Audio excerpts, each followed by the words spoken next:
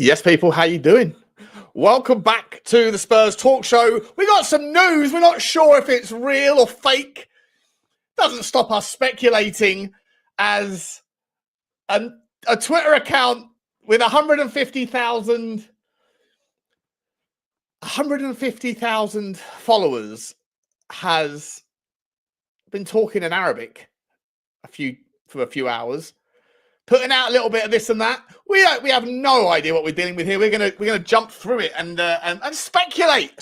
You know, we might as well just have the conversation, ladies and gentlemen. I hope you are all happy and healthy, doing the things that you love with those that you love to do them with. Do me a favor, smash the like button, whether it's real or otherwise. Hit the subscribe if you don't mind the clickbait.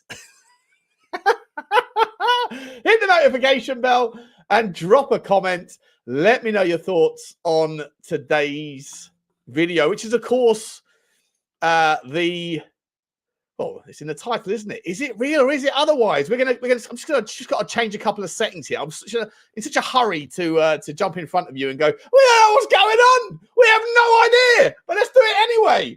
So I haven't even had a chance to set up the stream properly. So just give me a couple of seconds, and then we're going to look through what is going on. And if I'm wrong, well, I'm absolutely wrong, because I don't know what I'm even saying is right. So it's okay, though. It's okay. I do also have a couple of clarifications to make, because, you know, when you say things that are like you're working with insufficient and entirely unclear information, as I was last night with regards PSR and all that, I did say something on yesterday's stream that turns out I was wrong about. And, you know, even the best of us, who I'm certainly not, who do a lot of due diligence, they sometimes get things wrong as well. Me, who I just make stuff up as I go along, well, guess what? When you say things and you get one wrong, you have to kind of own it. And so I said yesterday about the loophole that is an immediately obvious loophole with regards anchoring. Not that it matters, because anchoring has been shelved anyway for the time being, but the prospect of anchoring that I said is just ludicrous in nature, because you could just see Manchester City buy a player from Ipswich for 5 times the valuation, you know, do it for 50 million when the player's worth 10, loan them back, and then immediately raise that threshold. And then you add a 5x multiplier on that to then allow Manchester City to have abnormal spend. Well, it turned out that anchoring doesn't include revenue from transfers. It only includes, that anchoring number includes prize money and TV money. So the hypothetical nonsense that I waffled on about on that particular part of the story yesterday, well, it wasn't accurate. So I'm sure there's still loopholes that can be found. I just haven't figured them out yet. But when we do, we'll bring them to you live. How's everybody doing? I hope you are all happy and healthy, doing the things you love. I'm just going to quickly pop back to see where we're at in regards to the chat. Who's in here? We've got On Your Bike Scott saying, big up, Sean. That should be interesting. Is that Bin Thani account legit? We don't know, Gary. We don't know. But it's I don't think it's the Bin Thani, like the actual dude, but there's a whole family of them. There's hundreds of them. There's brothers, there's cousins, right? So, and one of the interesting things is that, and let me get the screen up. I'll show you what's going on. I'll show you what's going on. So this is the geezer. His name's JBT86, right? Can you see this? You can see it, right? JBT86. And it says here, if you go to his profile, which I was trying to do, born 13th of July, 1886. Now, if you share this tab instead, and then we look at Bin Thani. Hang on. Jassim Bin Thani. Then obviously you get this guy here. Can you see that? Am I showing it? Yeah. Who's born in 1978. So it's not him. But if we click on Bin Thani, I don't know why it's not showing me. Oh, here we go. Siblings. There is a sibling that does look a lot like the guy in the picture, right? Let me go back to this one here. Share this tab instead. This geezer, right, looks a lot like, in my opinion, this geezer. And he is born in 1986. So, and his name's Mohammed. But Jassim El Thani, I think Jassim is not necessarily a first name. It's like a family name. And there's loads of them. There's loads and loads and this is, look, there's hundreds of the family members. It just goes on and on and on. So, like, it's the whole royal household. Now, I don't really know what we're talking about here. But let's find out. Anyway, big up Drew. Drew saying, smash a like for today's show and be sure to subscribe yourself to Spurs Talk Show so you never miss an episode of Bugsy Does Doot while Sean's not looking. But funnily enough, this little device I have, it does have the replay feature. So after I finish, I always watch it back if I've still got time. And I did go and see it. And I did go and pick it up, as I always do if I see it. It's part of the game.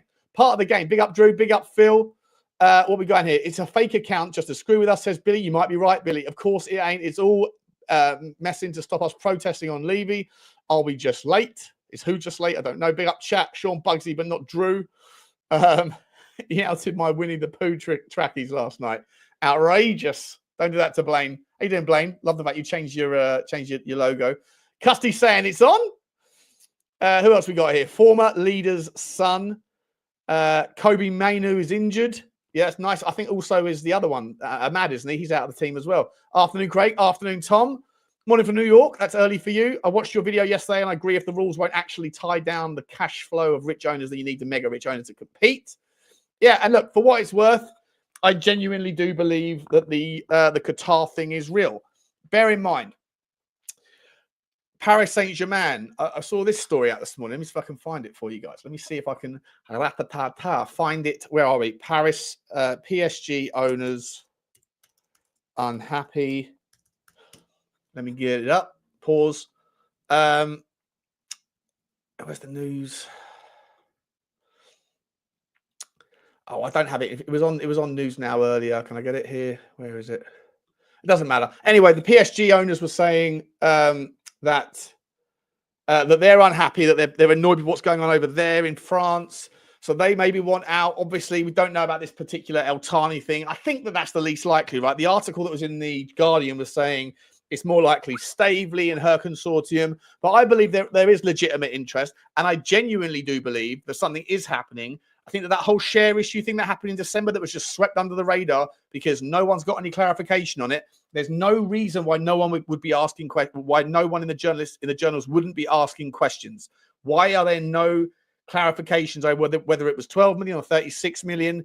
I think it's more of like a let's not talk about that because there's something going on there. It didn't make any sense. It didn't. There's no logic or legitimate notions as to why they would print that amount of shares at such a ridiculous inflated market valuation.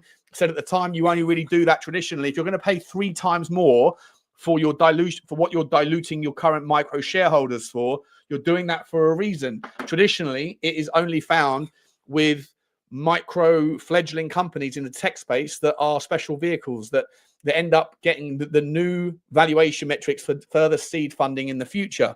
Doesn't happen if you're a multi-billion pound organization. So why pay 3 times the price, especially when they already paid twice the price for the 100 million a little while ago? They're doing it for a reason, and there's no reason that's been accounted for. I said in that video a couple of weeks back or mid-January, I said something is going on behind the scenes at Tottenham. Then you got the Guardian story saying Qatar, it's in, it's on, whether it's 500 million or otherwise. Something is going on. And then with the PSR rules that are dropping with regards, basically a reversal of the rules. And the APT rules now seemingly, at least one section of them is now null and void. And Masters, that bozo in charge of the Premier League who needs to be frog-marched out the door for absolute ineptitude and inadequate outcomes, he is now saying, well, no, it doesn't really change anything because the new rules were brought in November. Yeah, but the new rules were only brought in because Manchester City was saying, well, whilst we're fighting the legality of the initial rules, let's at least keep a level playing field with regards. If you're going to do it for APT, you've got to do it for debt. And you know what? If Man City won the first legal battle, which they did, you better believe they're going to win the second one. And I'm not talking about 115 charges. I'm talking just about APT. So for me, what was changed in November will also be reversed. Who knows what's going to happen with the 115 charges? But with anchoring shelved, with squad cost ratio shelved, with a return to the the usual just £105 million loss thing and the APT impending compensation? Does Daniel Levy, with an owner that doesn't have any interest in putting his hand in his pocket anymore, apart from for the £32 million that we don't know why that was there, all of this leads me to a world where maybe, just maybe, Daniel Levy is saying, it's too much. I don't have the risk appetite to go and compete, and the hate I'm getting and the protests and everything. I need some help. And he's got his best buddy in El Khalifi over in Paris. That family aren't happy over there, allegedly. They want to do something different. They want to get out of Paris because the money ain't there with regards the media spend. That whole thing is collapsing. The media programs in France are just not yielding the fruit that it used to. And long and the short of it is that Qatar money is real. Qatar money is legitimately interested in Tottenham, I believe, whether it comes through the consortium, whether it comes through PSG and the guys in that regard, or whether those things are just conduits. Those things are like middlemen for something more with regards the royal family. I don't know, but if I'm a betting man, then I am. I think that there will be some meaningful relationship, meaningful owner that is coming out with a statement soon. Now, if it's this geezer, I got no idea. We're waiting. Let's have a look. Let's see what's going on in Twitter. Let me share this tab instead. Because like a couple of days ago, he did this as well. I don't know what this means, but whatever he said here, it didn't have very much uptake, right? So, but then again, like if you've got 150, let's have a look. You can usually tell by someone's followers, can't you, whether or not they're all fake. There's Johnny. Johnny's a follower. We are Tottenham TV. They're a follower. I mean, I don't know. Are they new followers or are they old followers? We don't know. Like, I don't know who these people are. You know, look, these things look like they're legit names. They're not just, because usually if you've got 150,000 followers and you've just bought them, then it's like, you know, the name is like Sean and then like 100 letters afterwards or 100 numbers, right? But these look like legitimate people. Let's have a look. I mean, 2,800. Okay, nothing there. 1,200. What's this guy got? Nobody. Yeah, probably a load of rubbish. Hang on, let's have a look. Followers. Who are these people? Anyway. So there you go. Another one. 125,000 followers. Who's this geezer? Is he legit? I don't know. I don't speak Arabic. Does anyone speak Arabic? Can anybody let me know what this? Have I still got the screen up? Am I showing you everything? I am, aren't I? Yeah. Can anyone let me know what this means? It's not even got text that you can copy. He's saying Spurs there. That was 40 minutes ago. Look at this. It's going. It's popping. But is it just all fake? Are we all getting blood? Are we all getting mudded here? You know? Let's have a look. Who else is here? Anyone someone's saying about the Thani family here. So it's fake. Surely a professor wouldn't need to ITK us. I don't know what that means. Hello from Fairbanks. Actually catching you live. 6 a.m. Hig. Nice to see you, mate. Blaine, I knew Sean was well connected. Sean has QSI in front room right now. His mum's serving them tea and crumpets. And yeah, she's not serving them vodka because that's going in a different direction. She's only round because Bugsy needs treatment. Bugsy's sick. She's had a tooth pulled out, bless her. Account is real, but a wind-up post. Big up Sean, big up Phil, big up Elvis. Nice try, Levy. When are the season tickets up for renewal? Look, you guys are so cynical. You are all so cynical. The picture is just talking about the Guardian. Oh, okay. Well done, Custy. Appreciate that. Timing is super suspect. Did Johnny set it up while on location? There you go. It's all about the Guardian report. You know, listen. Maybe it's all a little bit wind-uppy. Listen, I don't know. So on that basis, if there's anything, let's have a look. Let's see if someone else has said anything. What am I doing here? Why is Donald Trump, Elon Musk in my thing? Let's have a look. Tottenham. Has anyone taken the bite apart from me? By the way, I didn't come in saying it was on. I came in saying, is it on? So you can chastise me for going live on it, but listen, you got to get the views in. It's a Saturday. Would you be dialing in if I was to call it Tottenham versus Manchester United preview? No, you wouldn't, because you'd probably be doing something else, watching the football, which I'll be doing in a minute.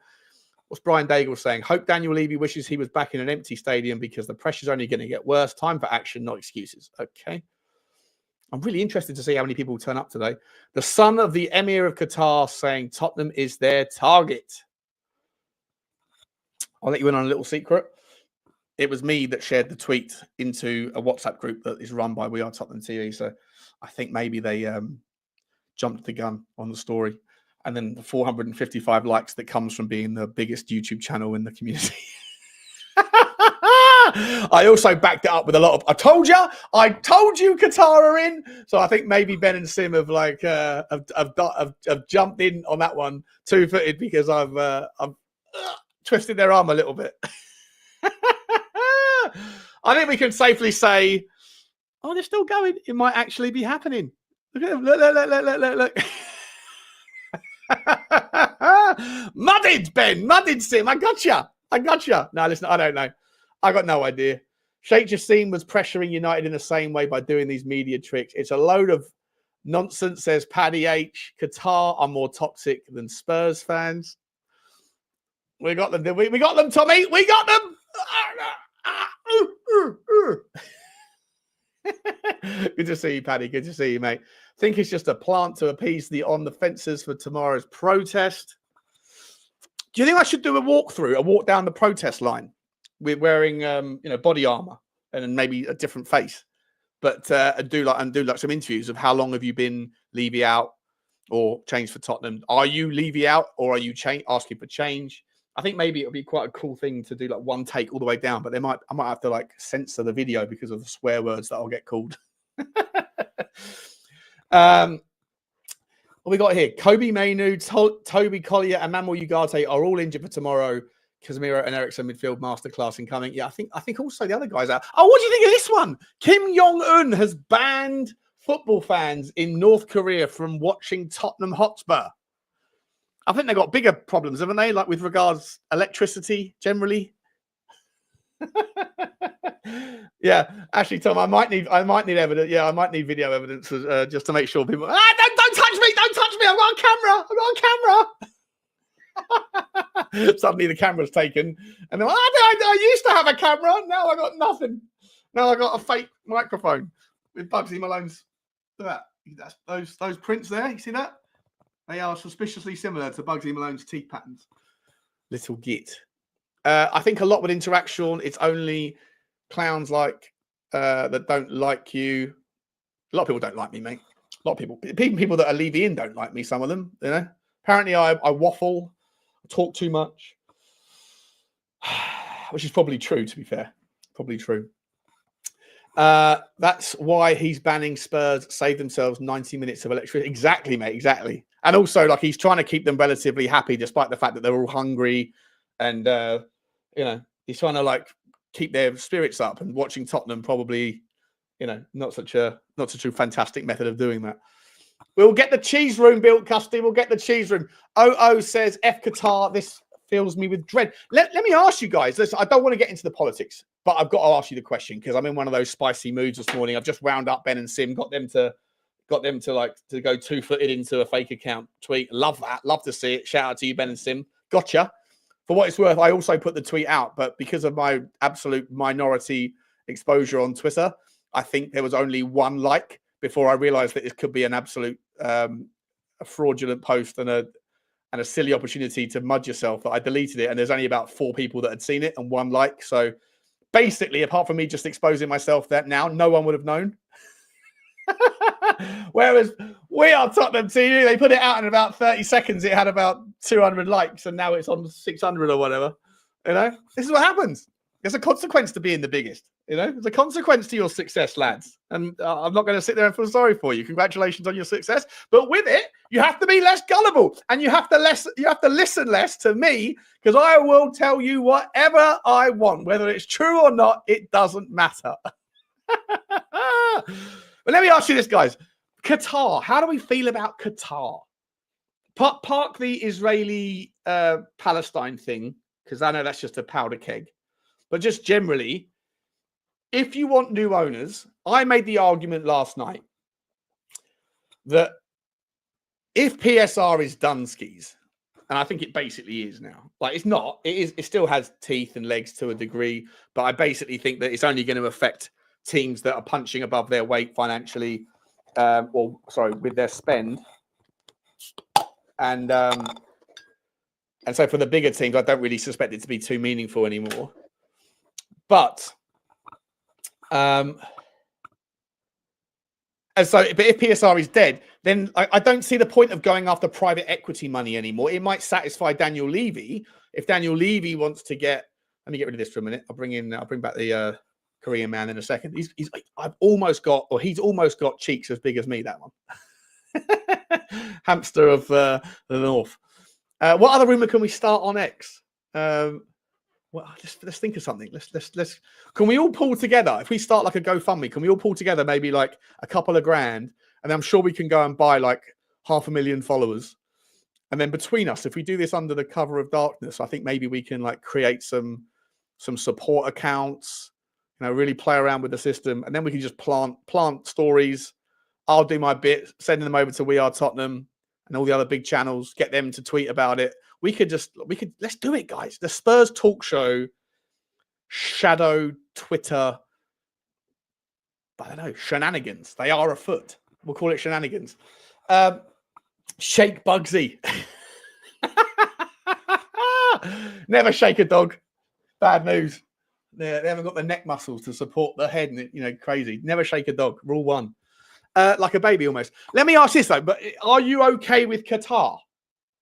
Are you okay? Because I kind of feel like if you want someone different than Daniel, there's no real point in getting something that looks a lot like Daniel in terms of willingness to spend, in terms of like looking for percentage points. You're probably going to need in a world where the PSR rules are dialed back a lot. And until there's a solution for that, which there isn't, and there won't be until the fans get together and demand more, then is it like a case of if you can't beat them, join them? And if you agree with that, then you got to look east.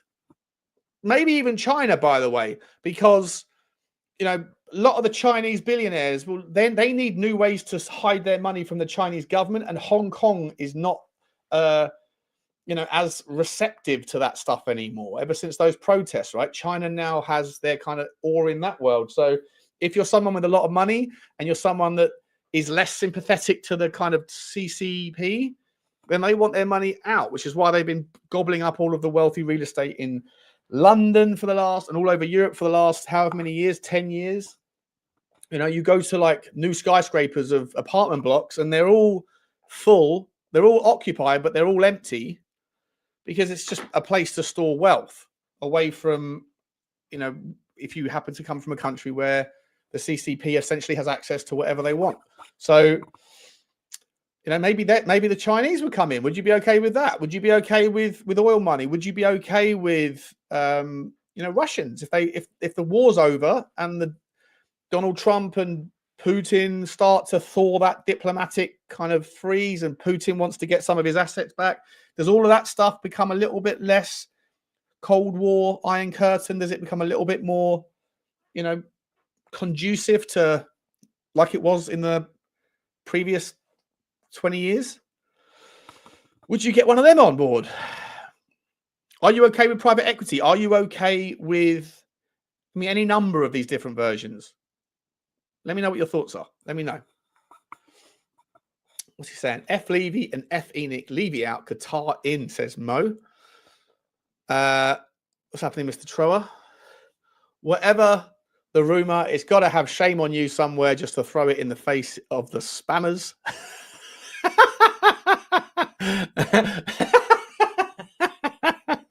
That should become a t-shirt, shouldn't it? Hashtag shame on you.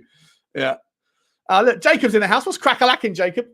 You know what? Because I'm talking now, I've only been going 25 minutes and the story's kind of done, right? So I don't really know if there's any much point in like carrying on for lives, but I might as well just throw the link in. If anyone wants to pop on and have a little chinwag, just whilst we'll put the football in the background. Now that I'm going live, we might as well carry on. But let's talk about it, guys. Let's talk about it. There's the link. You want to come on? Come on. Camera on.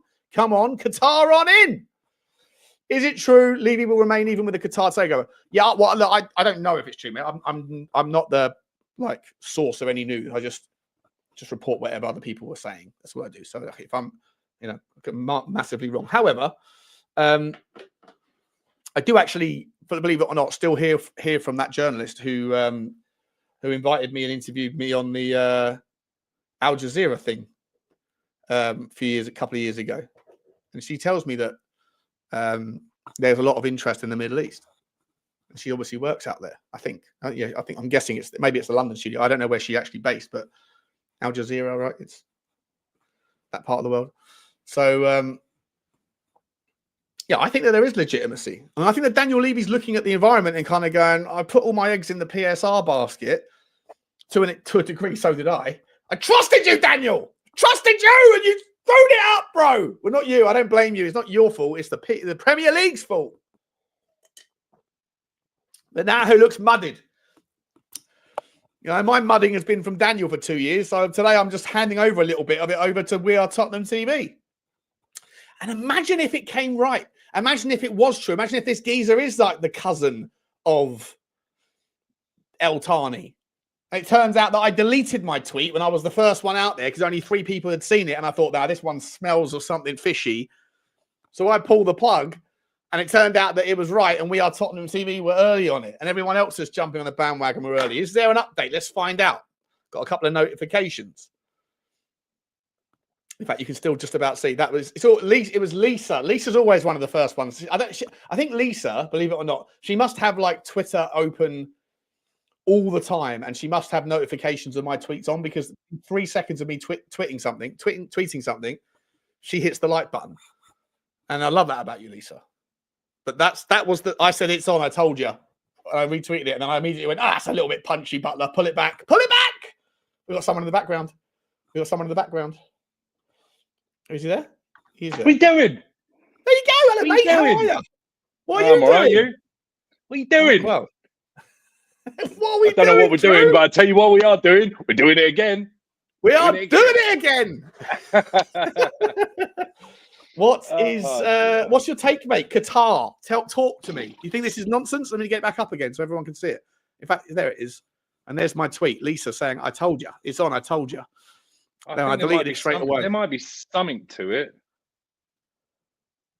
but I'm inclined to agree with you with Levy needing to sniff her. Oh, hello, sorry, City just went 2 up. Spoiler alert. Yeah, they're looking like they're all right. Funny, get a couple of players back. Oh, see what happens. I think there might be something to Levy needing money, not being cash rich, like a lot of people have suggested, or like yourself is suggesting. And I think you compound that with the fact that, oh, crikey, it's Dermo. You compound that with the fact that all these... Dermo. Sorry if I sound a bit... Oh, hello. You don't sound a bit anything, mate, to be honest. You sound a bit silent. You sound a bit silent. Your microphone's gone, your microphone's gone. Yeah. He's Soren in the house. What's happening, Sozza? I'm not here. Yeah, not bad, mate. Not bad. What are we doing here? Dermatron, I don't know who you're talking to, mate. I can't hear you. You're on mute. Are you following me around, Soren? Trying. Uh-oh. It's the positive gang's got to stay together, haven't we? That's it. So what are we doing here, people? Are we thinking that there's any truth to the tweet? Probably not, right? It's all just a spam. Funny, someone out there has got enough money to be able to drop 150,000 followers into his account and get 0 engagement. So it's probably all bots. So that's probably cost him a lot of money. But if you come from that part of the world, you probably do have a lot of money that you can throw on these sorts of shenanigans. But ultimately, are we saying the tweet's wrong, but the Qatar story's real? That's probably what I'm leading into. What about you? I thought it was quite the normal these days to buy followers. Is it normal? I don't know. I don't do that. Well, I mean, some YouTube channels do it, don't they? Listen, I mean, I don't know what I've got no idea why anyone would ever do that because it doesn't. All it does is put your channel at risk, and it doesn't help you get paid. It doesn't. There's no value in it. It's just maybe an ego thing, I guess, but like, doesn't really make any sense because you can, I'm sure people have done it. I'm sure I can understand people doing it if they're trying to get over like the 500 or 1,000 subscriber threshold, maybe, and they want to hurry up to get paid. But ultimately, like, at the end of the day, it's all about views, isn't it? Which is why I come out with shameless clickbait titles like I do every day. You know, wow, monster update. I'm going to give you 10 names that I just made up. Do you reckon it might be actually something from Tottenham, and it's like psyops or something, and they're like dipping the toe. They're putting it out there to see what the reaction will be. Possibly. As to whether, yeah. I mean, it's certainly also the timing is like, there's protests tomorrow, right? So, see what happens. So as soon as you say that sort of thing, Soren, you disappear. No, Soren, where's he gone? No, Drew. He suggests there's a psyop going on. Whoop, internet pulled. He's gone. Yeah. No, be interesting if it was true. I mean, I think a lot of people that were against investment from that part of the country would re-look at it now and think, why, if you can't beat them, join them type thing. Well, that's kind of how I feel. Like, I'm never going to be Levy out unless he does something which makes me resent him. But most people that are Levy out resent him. So if I was like, if I come to the conclusion that PSR is dead and therefore by proxy competition is dead without joining them, then that doesn't mean that I'll be Levy out, because Levy out is a movement around a different energy. I would just be like, okay, you don't have the risk appetite for this. So on to the next. So I'd be more like Qatar in, or, oil money in, whatever. But with regards the Qataris or any kind of like oil money, there is that kind of moral conversation. And a lot of people say they don't want it until the opportunity's there.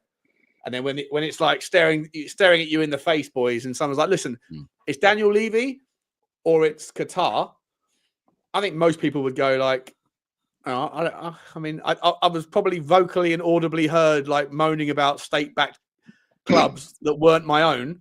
But now I've got one of them, I'm suddenly okay with it, Yeah, I think any money that comes in, if it gives us the possibility of silverware or success on the pitch, I don't think most fans are going to care where the hell it's come from. Right. It's all about bringing the club on. What are you saying, Dermo? It's all about bringing the club on, isn't it? It's all about taking the club to the next level. And if the Qataris, I mean, I heard that it's complicated, this takeover. It's more likely to anything to come out at the end of the season. That's what I am hearing. That's what I was told. I wouldn't be surprised. Tottenham is a very attractive club to buy. We've got great potential. We just got to get it right. Not everything Levy has done is wrong. He has made mistakes. We can all admit that. But I think if he was to put as much effort into the football side as he'd done to the business side, I don't think nobody would be complaining in a way. And I think if he was to back managers with the players that they want, and we won more trophies, I think, we've been in 15 semi-finals and finals over the last sort of 20 odd years. If we won them finals we're in, is it 15 semi-finals now and 6 finals? Is it? Is that the number? Yeah, it's around that. That's a lot though. But Dermo, isn't that an argument to say? That's got nothing to do with Levy, Sean. It's got nothing to do with Levy. Well, that's what I say. Like, no. What I say is the failure. If you're good enough to get to the final, you got a chance, right? Bear in mind that we got beaten by United in 2012. And hi, Adrian, how you doing, mate? I'm sure you can give us some of the historical data. Well, actually, you've got Drew on the team as well. By the way, Drew, I've got a bone to pick with you, buddy. I've been popping around various channels this week using your data, your knowledge around. Without looking into it myself, around Areola's history. Oh, I've got it right here. We can go toe to toe. We're going to have to go through it because I've gone on every other channel going, look, Areola, according to my man Drew, before he went to the Tottenham, before he was in Bournemouth, and the other people are going, yeah, he was brilliant in Spain. I was like, oh, that's not how Drew describes it. Brilliant based on what? on the relative the relative quality of the team and how they finished. I mean, I think I don't know if you were just basing it on the fact that they finished like 17th, but maybe they should have been a team that went down. I don't know. Well, he basically took over from a guy that got fired from a team that got promoted from the 2nd division into the 1st division, and he kept him up. He got to, I think, a semi-final of the Spanish Cup twice, and he got to their highest ever league position. My point was with this guy. That sounds pretty good. Is that if I'd have given you, if I'd have not named the guy and I'd given you those on a CV, I'd have given you those achievements, and then I'd given you another CV that had achievements of winning the league in multiple countries, winning a double, winning a treble. You'd probably look at both of those CVs. You didn't go into that detail. All you told me was that the geezer was shit everywhere else. So I went everywhere else going, yeah, he's been absolutely atrocious. And they're all going, what are you talking about? Like a complete donut, Drew. We're comparing this guy to our current manager and saying that he could come in and do a better job. That was that's the argument. Context. Why did you say that? I mean, because I don't know. I will caveat everything from now on with context. Please do, because you never know. I'm gonna end up making a donut out of myself when we are Tottenham to me, which is part of the reason why I ended up having to like shill them the bullshit story that's been tweeted today. Adam William Cahill saying Qatar out. I'd like to know why, Adam. I'll put the link in. I don't know if the link's all escaped up the top of the chat, but if anyone else wants to come on, you're more than welcome. Adrian, how are you, mate? Good to see you. I'm fine. I'm waiting to see if there's any like solidity of specification with all these rumours. You know, I mean, is there any grit in this oyster or not? I mean, to this story, I mean, it seems to me whenever there seems to be a gap in all these low tier medias, they come up with these stories. I mean, you've done a big post on what could be, Sean. I mean, like I watched it. I don't see any more substance than there's been in previous rumours at the moment. I mean, like you'd think that if someone's going to come in, we don't know that Sheikh, whatever his name is, from QSI Qatari Sports Investments, not involved with Staveley's, and he wants to sell his stake. Yeah, that's El Khalifi, isn't it? Yeah, he wants to sell his stake in PSG, doesn't he? Well, he wants to sell his stake, but I also think he might, because he's best mates with Daniel Levy, isn't he? Yeah. To the point where Daniel Levy thought he was going to get Molo Kwani just because he's a mate of El Khalifi, and he forgot. Typical Daniel Levy forgot that the player has some say in where he plays football. And if Staveley's got a conglomerate, which always worries me. I'd rather have a single owner than like a group. A group of people usually can never agree on anything anyway. And as they're investors, they're going to want a return on their money. Either that, unless it's a long-term investment, and I hope that Tottenham's going to be gentrified and the land value will go up and their value of their stake will increase. But that would take time. That would take years to happen, you know. So I don't know. I mean, how much substance do you give it to it? Is this story really gained gravity yet, Sean, or do you think? I don't think. I think this tweet is a load of shit now. Now that it's all sort of settled down, I think it's a load of absolute nonsense, and I shouldn't have put the stream up. But now I've got a chance to speak to you lovely people on a Saturday afternoon. Everything's wonderful in the end. You know, you talk about enough rumours when it's the transfer window, so you've got to have something to talk about. Mate, I am happy. It doesn't matter. Listen, if that same geezer or a guy called Jack Pitt Truck or something put out a tweet saying Tottenham are about to sign Harry Kane back, it's done, I'd be out with Bugsy quick. Bugsy would be on a 17th walk of the day if that's the case. I don't mind. I am shameless with the sources of my transfer rumours. Absolutely shameless. So it's all the same thing to me. It doesn't matter. I didn't create the source. I'm just reporting it. Got any good sources? Has she got any sources? Good sources out there? She can't have any sources at the moment. She's had her tooth pulled out, so she's on kibble and kibble alone. Let me bring back in Soren, mate. Listen, I mean, Adrian asked the question. Do we believe something's going on? Do you think that there's any is it all just a smokescreen because Daniel Levy wants to dampen the protest thing, or do you think there's something there? I think it's been going on long enough now for something to be bubbling up. Now, whether it's a ploy to try and get more people interested or get those that are interested to actually speed things up a little bit, or look, we know the protests are going to happen tomorrow, and let's hope they're maybe a little bit more successful than what they have been. I think now it's changing route to be a little bit more about changing Tottenham rather than all about hatred for Daniel Levy. Then I think more people will join. But is it a smokescreen? I don't think Tottenham have got anything to do with this. I'd be extremely surprised. Look, nothing. I won't put anything past them, but I don't think this is Tottenham. Is it?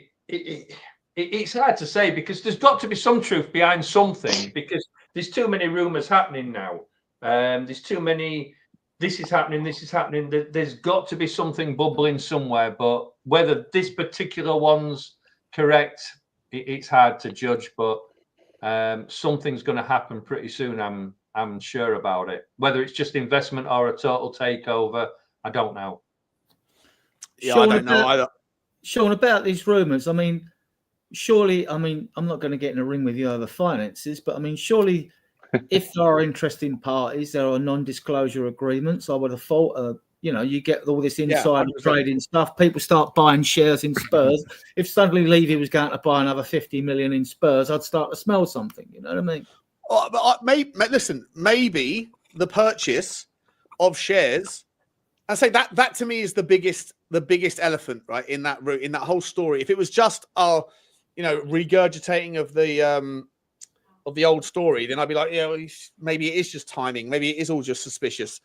But the fact that you can see it, you can see the shares listed on the on Company's House, right? Give or take 36 million quid at the valuation that was espoused. Why? What was that for? Someone somewhere pumped in £36 million. I don't think it says who it was that did it. It might say it was ENIC. It might even say that. I think it probably does say that. But it was listed, and so therefore it was approved by ENIC. It was approved by the trust. And then there's just been absolute radio silence. Not a single journalist has touched on it, and that I find odd. I find it incredibly odd, right? And so to me, I think that has some meaning. It has. Maybe it's just to pay for the down payment on the hotel. I don't know. But Daniel Levy has said that he needs money. Yeah. You know that the Staveley thing is real. You know that he's mates with El Khalifi in Paris, and that might just be a conduit to like introductions to other royal families or other consortium people over there. And you know that Paris are unhappy. And you know that there's pressure on Levy right now. And you also know that PSR and FFP are getting unwound in a nutshell. So like all of those things to me culminate in a relationship with the future where Daniel Levy is like, I need money to fund this, and this. We've also just had planning permission, I forgot to mention, on the medical ground and on the women's training ground and all that stuff. That's another however many millions, right? I don't know how much those things cost. Yeah. Do you think that share buy was part of the money set aside that wasn't taken from that 150 million, and there was 50 million not taken, wasn't it? So yeah, but that was it would have to be declared on the stock exchange. I mean, not on the stock exchange necessarily, but on that would have to be declared. That would have to be opened up. We only took 100 of the 150, but that had an expiration date of was it the end of last season or the end of the 2023 year? I forget. Whenever it was, but that expired, but. All of those factors, to me, there's something going on.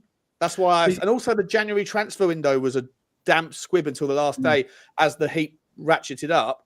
And when you look at the players that we went after in the last couple of days, it clearly wasn't pre-planned targets because you wouldn't make those stories noisy if you thought there was any chance that the players didn't want to come. And they clearly didn't want to come at the start, right? So, like, I don't know. To me, it all reeks of something happening. Yeah, but I don't think Levy wants to sell the club, and you know, to get him out would be. I mean, we saw what happened at Newcastle. They were much bigger and more, and they mobilised more support for their demonstrations up there when they tried to shift Ashley. And Ashley only went when he decided to sell the club. That's when he went. He wasn't. You know, they couldn't push him out even up there because he was the owner. I mean, to me, with Levy, I don't think he wants to sell the club. I still think he'd keep a large chunk of shares, even if it did happen. But I think they just want money in because they don't want to borrow money at the interest rates as they are now to do these infrastructure projects like the medical centre, the women's training ground, the hotel, and anything else they may have agreed with the council. I just don't think they want to borrow. They haven't got the money. They haven't got the cash flow. I know we're a rich club, but it's the cash, having the money in place to do that, and it isn't there. And do we think that it's more of a coincidence that the City have just beaten the Premier League with the investment thing, rather than the protest as to why suddenly today there is noise of money coming into Tottenham. I would say it's more linked to, I would say things will be more linked to that happening rather than the protest tomorrow. I mean, look, the protest is going to happen. A bit of investment here, there, and everywhere isn't going to stop that. So, but to me, I would say Daniel Levy's probably looked at what's happened yesterday and thinking, well, what's the point in me doing this? Yeah. If there's some sort of bid comes through, or if we can sell the naming rights for even more money or whatever, then we'll go down that route. Well, let me by the way, welcome Blaine. How you doing, mate? How's it going, guys? All good? All good? Good, mate. So I didn't see you in the background, mate. Sorry, buddy. I didn't see that. Lucky I looked at the private chat. Dermo, I want to get your takes first on this one, then I'm going to bring Blaine in. How do I get back to the story? Is that the one? Here we go. So this is just a summary, right? BBC Sport has spoken to several people on and off the record to try to understand the fuller picture of Daniel Levy's Tottenham regime. Some of the key points made were Levy will step aside when he feels it is right for Spurs, and every option is open for different future ownership structures. He is hurt by protests, hurt by results, and has opted to sit through the Levy out chance rather than hide away. An acceptance Spurs have not always spent well in the transfer market, but belief that the recent managers, including Postecoglou, have been backed financially. I think that's fine. I think that's reasonable as well. Club leadership feel that they have come closer to winning more than just the 2008 League Cup in the ENIC Levy era, having reached 15 semis and 6 finals. I had 15 semis this morning, believe it or not. Sources have worked with Levy. Sources who have worked with Levy say he does not communicate well enough and suggest the executives team are too similar, hence occasional own goals on policies. When I looked at the porn I was watching last night, I almost had an own goal as well when I realized it was a lady boy from Thailand. So, these things happen. These things happen, Daniel. What are we saying here, boys and girls? Are we saying that the Daniel Levy, is that a fair reflection? Like, he has backed the managers, he hasn't backed them well, he'll move away at the right time. All ownership structures are open. That includes multi-club ownership. Do you guys extend the idea that, multi-club is the way to go? I think multi-club is a massive, massive value prop add for me. I'd love to see us get back into it. And for what it's worth, I'd almost love to see Daniel Levy hang around, because he knows he was one of the breakers of the ground on multi-club back in the 90s, right? So, like, I'd like to be at the top of a feeder club mechanism. Go and get that kind of Nordstrand or whatever they're called in where is it, Denmark or Norway? Go and get a team in Belgium. Go and get a team in Ethiopia. Go and get an academy down in South Africa. I want to see all that shit. Hopefully I'm going to be above ground for another few years yet. I don't mind kind of seeing what that kind of stuff pans out to be. Drew, why are you I'm still laughing. I'm still laughing at that semi joke. Did you make it to any finals this morning, or was it just you just get knocked? You constantly get knocked out. One of those guys who falls asleep after ejaculation, right? So it's too early in the day. Dermo, I said I'd come to you first, mate. Yeah. What's your take on the BBC Sport comments there? Well, look, I think Levy's always said he would move aside if the right bid came in, and he always would move it on. I think it's time for him to move on personally. I'm just looking at it from a football point of view, not from a business side. I think a business side, he's fantastic. I think from a football chairman, I think he does have to move on. I think 24 years, I think it's enough time to build something successful football-wise, and he hasn't done it for whatever reasons. I think the own goals as well, like the concessions for the elderly fans as well, I think that should have been, he should have come out and said, right, we're going to not do that now. I think there's little bits of own goals along the way that he's sort of dug his own grave a little bit. Look, do you think the naming rights absence is a problem, Dermo? Look, for me, I think the naming rights is coming a bit of a joke. I'll always call it White Hart Lane. I don't care what it's called. It's White Hart Lane to me, and it should always be named White Hart Lane. I get it. Naming rights now, everyone like the Emirates, or you look at other stadiums, the Etihad, I think it does come into the business plan now of building new stadiums, but I think it's become a bit of a joke. Personally, but you could make the argument that now that APTs are going to be unwound, the rules around it, in all likelihood, that had he signed a deal 3 years ago on a 10, 12, 15-year contract, he'd be locked into prices that were restricted by the fair value mechanism.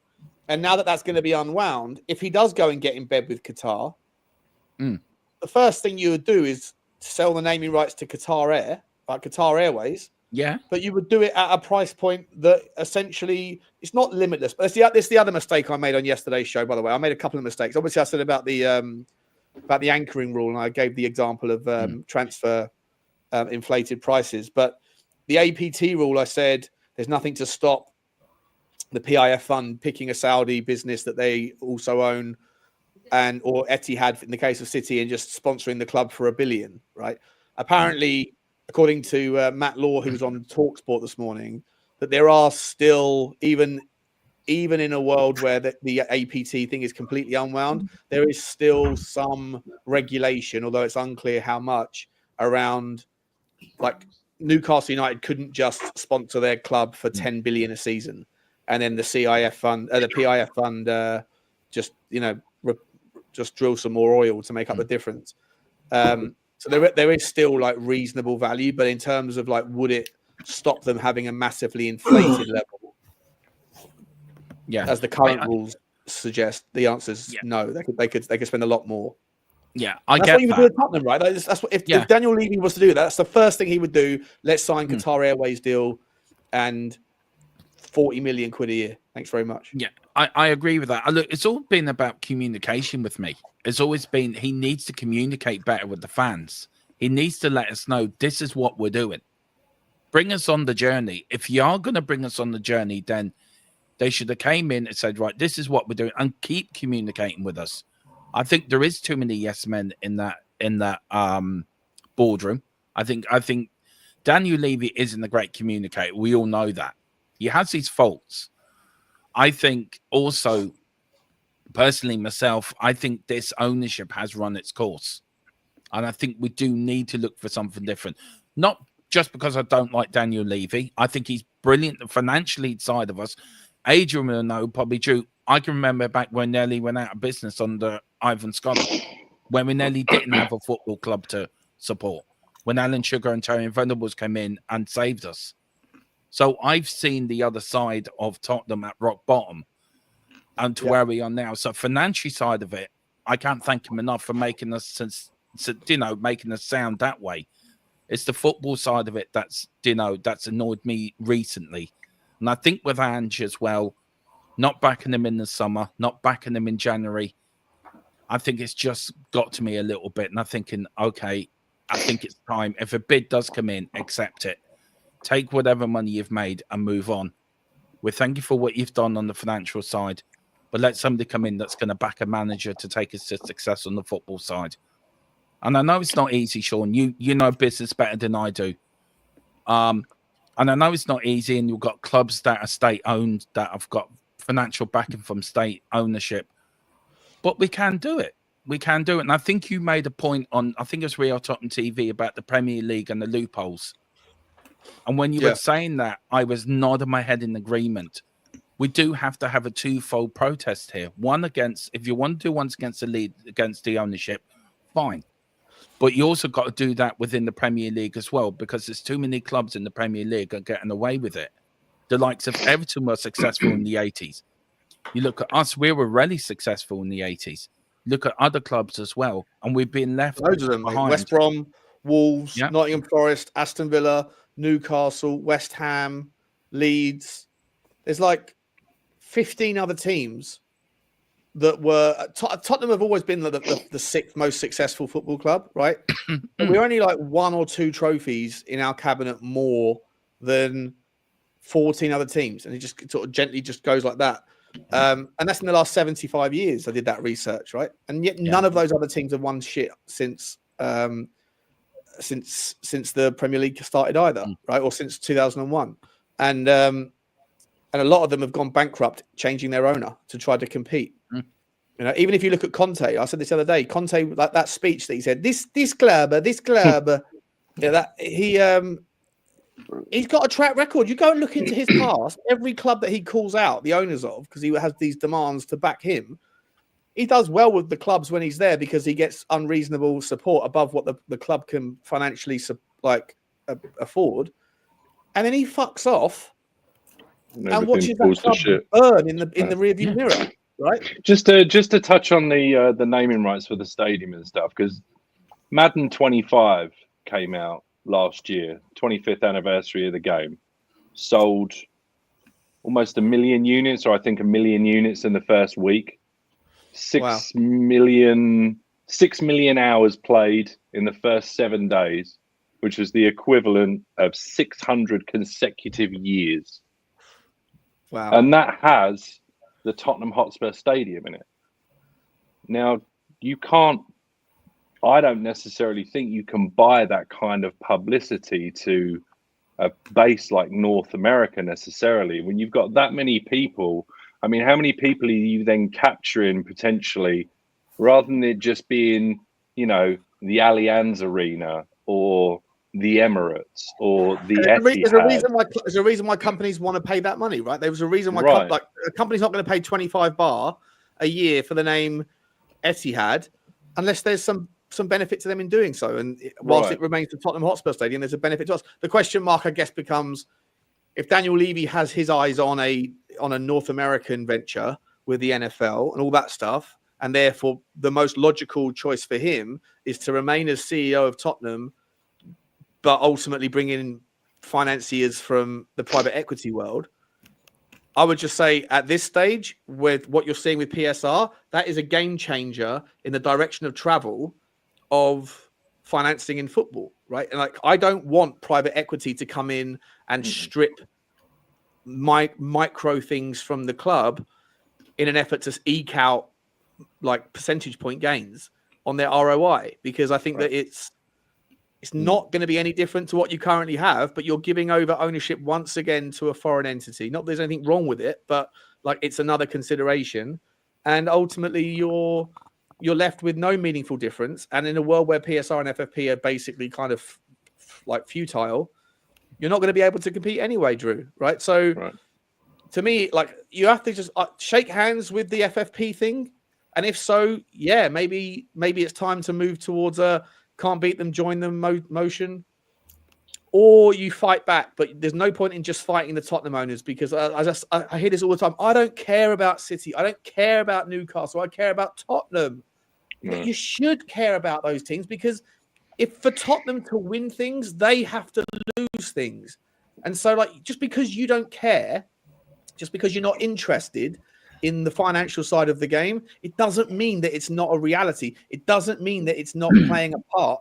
And it's not just a small part, it's a massive part. That's the reason why you turn on TalkSport every day and 40% of the content is about finance in football. It's not just about who scored last night anymore. It's about who's backing the person that scored the goal in the first place.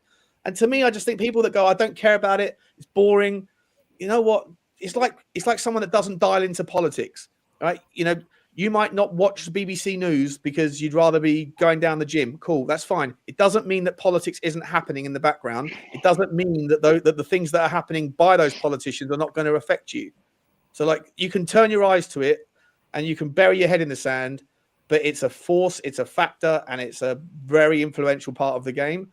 And to me, Daniel Levy might have to change his direction of travel with regards to America, because I don't see any meaningful difference. American financiers are not going to come in and just go, fuck it, let's drop a Billy. And even Clear Lake Capital and Todd Bowley, he couldn't have done that if it wasn't for what happened with Abramovich and the Russian war. Blaine, sorry, mate. I've been talking too much as usual. How you doing, buddy? Yeah, I'm not too bad. Not too bad.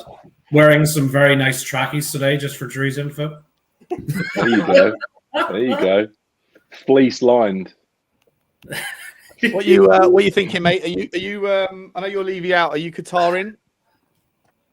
You get this wrong every time, Sean. I'm not Levy out. No, you're more open-minded. You're less like less defensive of him than I am. I said, Blaine. Is that fair? I'm Levy, get away from the football side, but give us your backing for going and playing real life Monopoly, go and do the merchandising, etc. And actually, see if you look at it in that sphere, if Qataris came in, the man would be in his element. You know, going negotiating naming deals, going and linking up, you know, Qatari Airlines coming into Heathrow, a match day experience at Tottenham the whole way through. Go and stay in the Imagine that, mate. Imagine that. We go, new announcement. Tottenham Hotspur are unveiling new runway down the Tottenham High Road, specific and only reserved for Qatar Airways.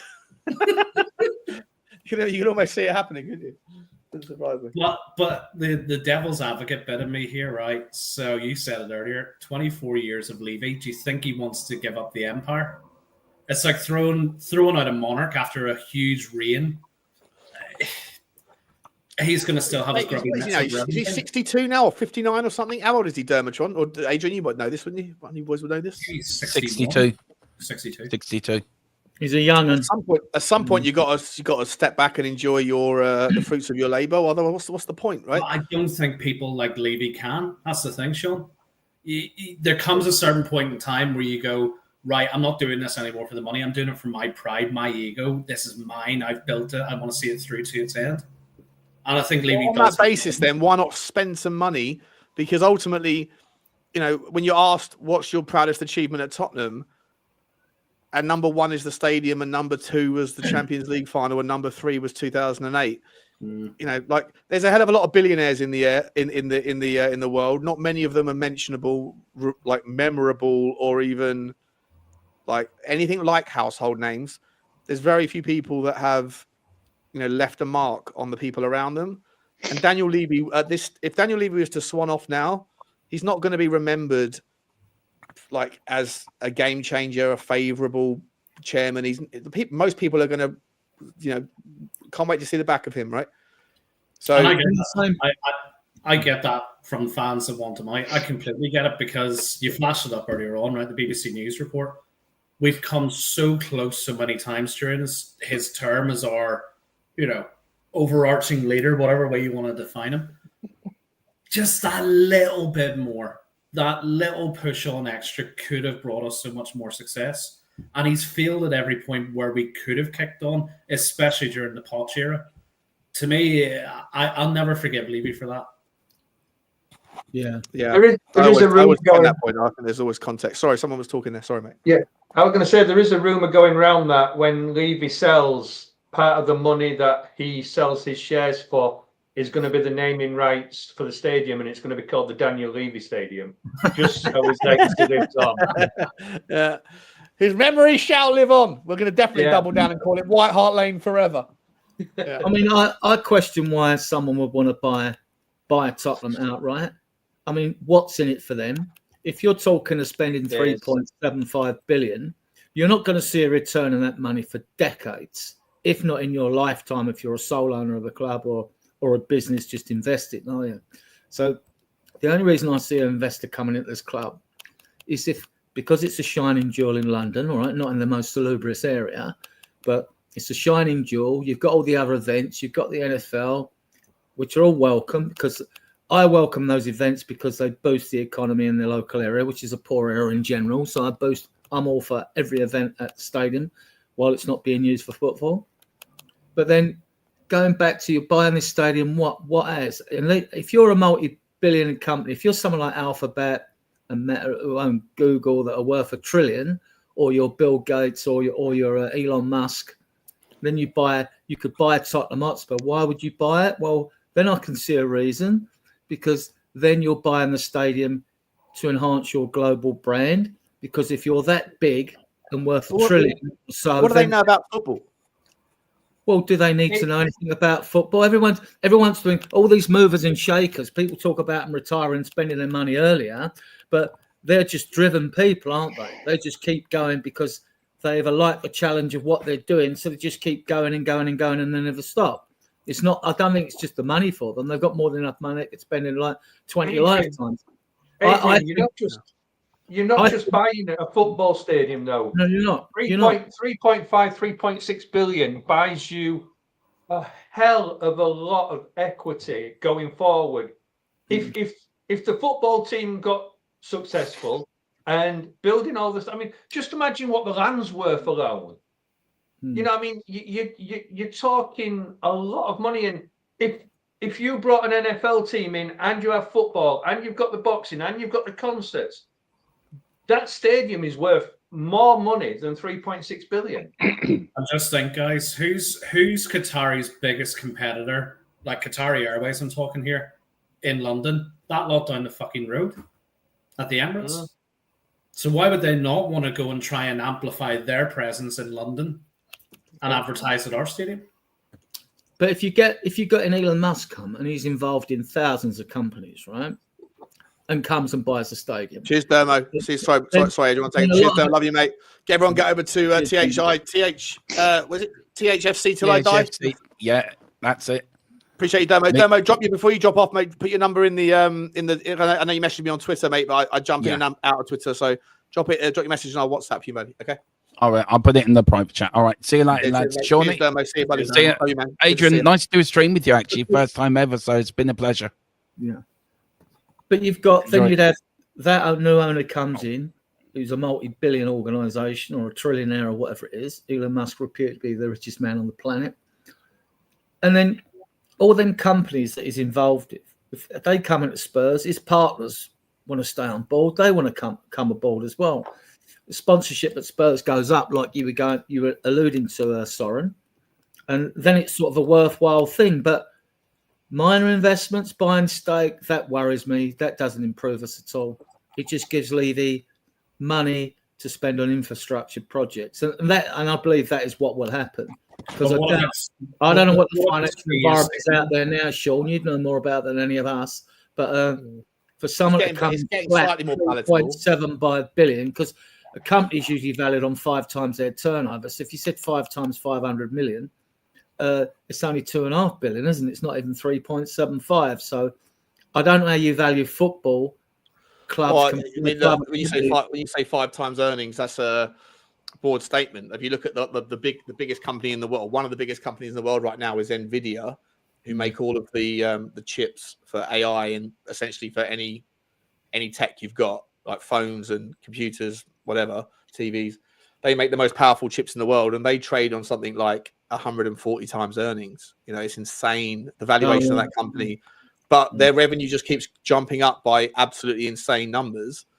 And so, you know, essentially it justifies itself if it's 108 or 120 times, I'm not sure what the actual number is right now, but if it's 120 times earnings, then the valuation is 120 times what the amount of money that company made last year. But every year their revenue and their income jumps by 100%. And so if the expected growth is like, but I don't know what they are an exception, Sean. No, what does the stock exchange? Tech generally is far higher, but then if you were to look at like a Tesco's, which isn't going to meaningfully change its numbers, right? Tesco's is so established. So with those sorts of companies, they trade more on like 3 or 4 times earnings because they're steady as houses, but they're consumables, right? Without not trying to get into education on that stuff, but generally speaking, I don't know what the multiple of football clubs is. I don't, because we never knew what Chelsea's were earning, and we never even knew how much money Chelsea Stadium made before 2016 because Abramovich kept it all quiet. But Manchester United, how much did Jim Ratcliffe pay for his 25%? Was it 1.5 billion? Right, something like that. I think it valued Manchester United at something like £6 billion, and they make about £700 million in revenue. Forget profit, but revenue. So, yeah, I mean, the valuation on that one is about 9 times earnings, right? So, sorry, he paid £1 billion, and he's going to chuck another 250 million in to get to 29%. So, what's that put at that? About a 4 billion valuation. Okay, 4 billion valuation, and that they make 700 million quid. So yeah, 7 times earnings, right? So it's slightly higher than your five times. And then if you just using that as an example, then that's about the 3 billion that we're hearing for 3.5 billion for Tottenham, right? So It's about that mark, right? And that's if you're just basing it off of Manchester United. But if you look at what Paris Saint-Germain, makes versus what it cost, if you're looking at what Newcastle United make versus what it costs, you also have to bake in future valuations. Now, Newcastle United, was valued at sweet FA in the grand scheme of things, but Newcastle United are going to have to, their owners are going to have to fund a new stadium, and they have all these, ridiculous opportunities up there. They could literally do, if they did something similar to what Abu Dhabi did to Manchester. Now, Manchester was already a vibrant city with loads of wealth, loads of, like, the second biggest city, I believe, in the UK.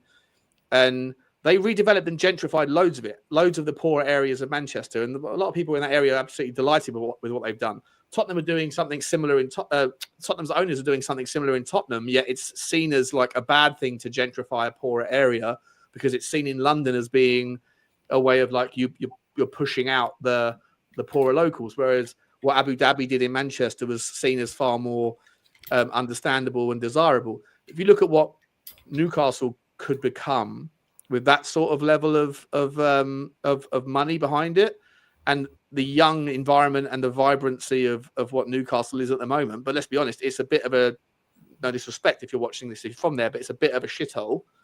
But with that kind of money, that kind of backing, they could turn Newcastle into an absolute blockbuster city, because it has that young youth, that kind of energy pulsing through it anyway. But it's just a poor area. You could turn that into an absolute monster. So there's a lot of opportunities for new owners to come in and to do wonderful things that are just not necessarily directly related to the football club, but are in and around the area, bringing wealth, bringing interest, bringing tourism and stuff. And at the same time, just last thing I'll say before I hand over to someone else is, Daniel Levy has to be very careful, because whilst he's got this amazing cash cow right now with regards to stadium, that only lasts as long as your stadium is the peak of stadiums in the area you're in, right? Mm-hmm. Well, London will always be a draw, but Arsenal are about to redevelop. I think Arsenal have got they've got intentions to add another 25,000 to the Emirates, which is going to cost something incredible like £700 million, £600 million. Newcastle are going to redevelop that. You've got Everton Stadium around the corner in a really cool city in Liverpool. Well, they're trying to do something with Stamford. They've been trying to do something with Stamford Bridge for a minute, haven't they? As well. Yeah, exactly. Well, Abramovich had to shell. So everyone that like chastises Daniel Levy because he spent 600 million pound over budget. As I always said, that was down to specifics more than him ripping up floorboards. But well, so 2 years from now, last forever. Yeah, so 2 or 3 years from now, when there's this bright, shiny new stadium in SW6, you think Beyonce is going to be choosing that over N17 or the N17 over that? I mean, you don't know, but it's going to end up having to start splitting profits somewhere, right? 100%, mate. That's the point, right? Like you don't get early mover advantage forever. You don't, right? Barcelona, new stadium. Real Madrid, amazing stadium.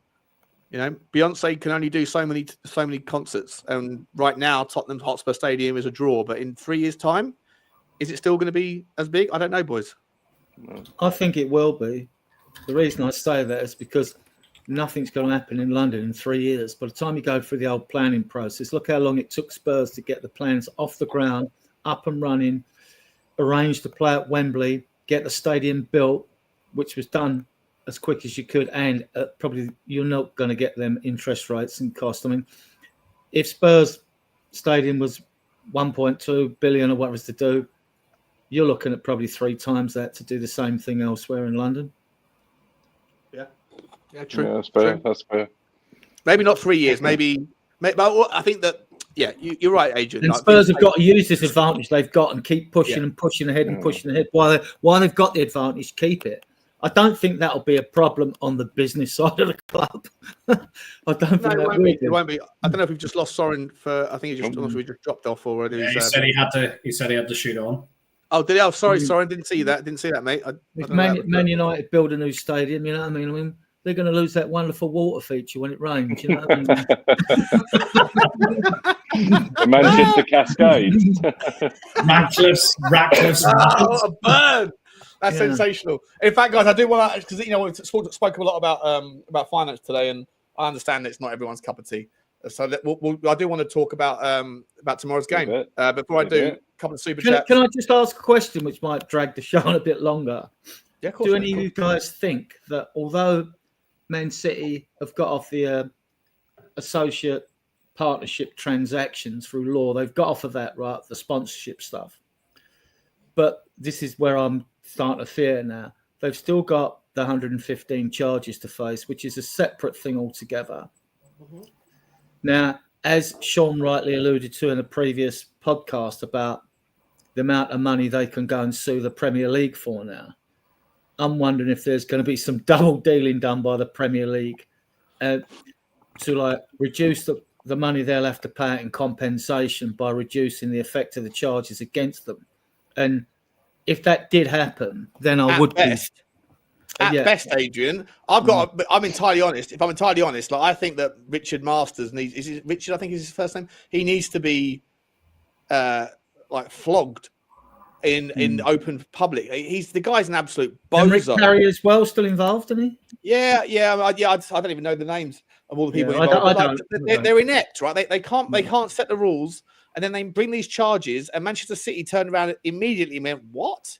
Like, there's nothing to see here," which of course you would say, but like everything that you've seen since when they've said, look, we will sue you on this because what you're saying is unlawful, they've been right about everything else that has gone through the procedure. And then the fact that the court case has already been heard, the 115 charges decision is done. The court case is done. We just don't know about the result yet, which again is curious, right? How the hell is that remaining a tight-knit, lips are sealed? This is why they pushed back on the squad cost ratio. They put back because they've got to get their act in order. Yeah, that's what I mean. Like, so if the FFP is basically unraveling, if PSR is essentially like hanging by a thread, squad cost ratios are shelved, anchoring is shelved, APT is now being reversed. All of this is because Manchester City have been speaking to the various Premier League clubs going, let's just pause because there's so many things wrong with the current system that we believe is legally null and void anyway, and they've been proven right. Are we stupid enough to think that they're not very, very smart and that they've probably found you've got the best lawyers in the world. The smartest minds in the room are not finding the reasons and the abilities to implement the laws. They're finding the ways around them. And then you've got 115 charges that has already been decided, but we don't know about. And then in January, City spent 200 million quid on the best youth players around, which gives you an indication of something. Either they are getting ahead of bad news or they're putting that behind them because they know the outcome. Preparing for relegation or preparing to be able to do whatever they want. Exactly. And given everything else, Adrian, is it not more reasonable to assume that they got away with it? Well, look, they've got away with the sponsorships, right? This is what they've got away with. I'm saying the 115 charges. We don't know what we don't know yet, but are we not just like naive now to think that there's still do you not think they're waiting they were waiting for the outcome of this court case before they were even going to go down the road of what the result of these charges are? I think they already know they were waiting in case maybe their own lawyers told them, look, we're on dodgy ground here, and so like. But they already know the outcome of it, Adrian. We don't know, but they know. I think that's how it works. I think that the court case has definitely been heard, right?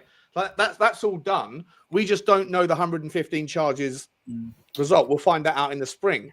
And as I say, it's like mum's the word from everybody on that regard. But the fact that they have beaten the APT, the fact that they told everyone, relax on anchoring, relax on the squad costing because everything else is up in the air. Let's just wait until all that's done. 115 charges is entirely separate. Yeah. But it's actually 130 charges, not 115. But it's really just 3 different criteria of faux pas. 4, I think. I've got the list. I can. I mean, it won't go for it. But like, to me, I'm just like, everything else that's happened that's not to do with the 115 charges has proven to be demonstrations of ridiculously inept Premier League and ridiculously correct Manchester City lawyers. And so if I'm a betting man, I'm betting Man City are also probably going to get away or get off, not get away, but get off the 130 charges. Would you agree? No, not with the charges. I mean, like, let me just read them out. I mean, like, for those that are interested, I mean, let me read them out. I mean, Oh, I've got. I mean, there's 54 charges. I haven't got them here now. I have to go to my Word document. But don't worry about it. Anyway, the charges are basically they didn't cooperate with the Premier League. They were obstructive over a period of X amount of years. They didn't declare. They wouldn't declare their accounts when Pellegrini and Lanzini was there, whatever it was, all the way through to 2018 as well. Then there's another 14 charges for this, and another 5 charges for this, and they're all one's under financial fair play. You know, UEFA went after Man City, but they got a statute of limitations which run out, so nothing could be done about it. So I look at these charges. You know, I'm no illegal eagle, but I mean, I look at them and I think, well, if you've deliberately obstructed, you'll have pissed off Premier League anyway, right? So you're getting it, and this is why there's so many charges stacked. You know, they're not one charge. I mean, so to me, they get done. My fear is that now they've won their case, they use it as pushback to somehow reduce any amount of punishment they're due to get. But we're led to believe, obviously, this is an independent tribunal that's done it. You know? I mean, will the Premier League publish it? Will they? Yeah, no, probably not. They'll probably obfuscate. All I'm saying is, mate, is that I just feel like the direction of travel with regards people throwing threats at Manchester City, people accusing them of wrongdoing, and then wriggling their way out of it, either because they have just a brilliant legal team or because the rules are just ridiculous in the first place. And I know how can you possibly make laws around APT but not even know if they're lawful in the first place? It's just another demonstration of their ineptitude. Listen, Adrian, I don't want to spend all day long talking about Manchester City. Just quickly, mate. You got something final thing to say? Yeah, well, it has a knock-on effect to me. I know you're not a fan of the football regulator, but it passed the first 2 readings in the House of Lords and passed the committee stage. It's got 2 more processes to go through before it goes for the same process in the House of Commons, where it's got full support as well, and it will be given royal assent. I'm just wondering, the clamour for the regulator, if Man City get away with these charges, right, providing they're guilty, and I really believe they are, but if they do, I mean, how do you think that's going to affect the Premier League and their thoughts of the incoming football regulator?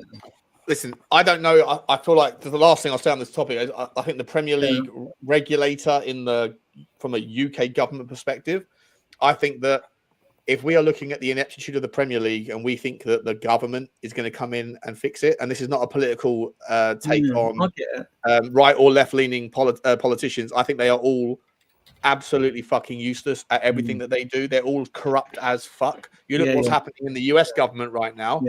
As much as I'm not a huge fan of either political side in America either, but that Doge thing, it's hilarious. Max on the way out, hilarious listening to these videos around. Sorry, good to see you back again, Drew. It's hilarious listening to these, like, oh, they spent £5 million on figuring out whether the wheels on the bus went round and round or whatever. Like, it's absolutely insane. So I don't like any idea of any politicians getting involved in things that I have a vested interest in, because I think that they're inept. But that doesn't mean that I think the Premier League. Yeah, you should always fear the government and say, we're here to help, or we want to help, right? Because you know. Yeah, exactly. You know that if these people are if they're career politicians, then they're used to taking backhanders in every walk of life. Self-interested career politicians, they all are. Exactly right. So to me, it's one of those things where, money always talks, and the influential people from wherever they're in the world can just have a word and find a way to figure it out with them later on to get what they want. So I don't think that they're the solution either. I think someone said in the chat a minute ago, wage salary caps is a method that might work. It might do. It's equally got its own level.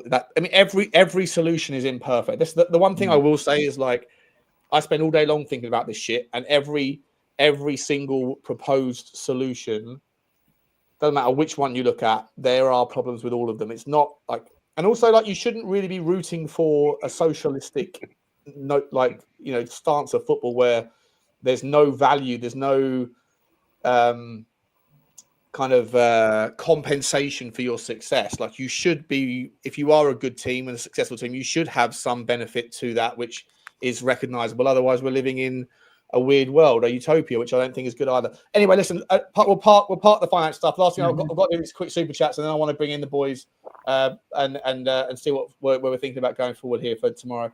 Ed Broderick, mate, really nice super chat. Lovely super chat, buddy. Really appreciate it. Let's see what he says. Given how bad things are, avoid relegation and wipe the full slate clean this summer. It is such a disaster. Ride the youth and go younger. Engage athletic, expecting mums now. That's what I was doing last night. I thought it was a MILF. It turned out it was a trilf. If you know what I mean. That's what I said. I almost scored an own goal, Drew. Wait a minute. What? No!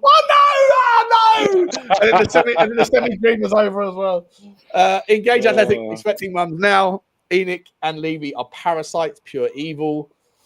I mean, I love the super chat into that last bit. I mean, parasites is just a horrendous word. I don't like those. I don't like using those sorts of words to describe anybody, especially someone that probably pays more tax in like a week's work than most of us will pay in many years of our lives. But I don't think they're parasites. I think that they are problematic. They're bottlenecks, but parasites, I'm not sure. But either way, Ed, lovely super chat, my man. Thank you very much. You're very funny. I like that. Engaging, athletic, expecting mums now. Very, very cool. Only athletic ones, though. Only athletic ones, not the non-athletic ones. That's we don't want to do that. That's problematic. All right. Blaine, let me bring you in, mate. Do you agree with this notion of going younger? Or going youth-centric? Like, we've already built one of the best youth systems or youth profiled squad rosters, whatever you want to call it, around Europe. There's a few out there that are really good as well, but ours are pretty good. And, you know, you do have to sort of drip feed a few big profiles in there to give them some support. But I look around our senior players and I don't really see too many that I'm that caught up in, that I had that much time for, maybe one or two. But I'm happy with what we've done in the youth model, Blaine, and I'd like us to see us go into that more. Would you? Sorry to create an echo chamber, but I fully agree with you. Looking at the way our squad could be in 26, 27, Sean, bloody hell, it's exciting. It is, isn't it? Yeah. It really is. You've the likes of Viskovic that's going to join us over the summer. You've got Valise, who don't know yet. Still, jury's out on that one. But apparently, Yang was very good for QPR last night. Got an assist. Electric pace, got an assist. Yeah, got an assist, Adrian. You're absolutely right. You know, plus who we have in the club already. We're going to be flooded with the opportunities and selections we have at centre back next season. You've Dorrington, you've Phillips, you've Viskovic, plus who we have. Do we need to buy in anybody? Possibly. I still think. Well, I think you just are you going to keep Romero happy? I guess is Romero good? Do you subscribe? Do you think Romero should be given top earner at the club status? No, I want Romero to be gone. Yeah, believe it or not, I do, and I'll tell you for why. Because yes, he is impactful. Yes, he's a bloody top centre back, but I don't think his head wants to be at the club anymore. I don't disagree with that. I don't disagree. He loves Ange. I mean, Romero divides fans' opinions as every player does, though, doesn't you know what I mean, at a club, really.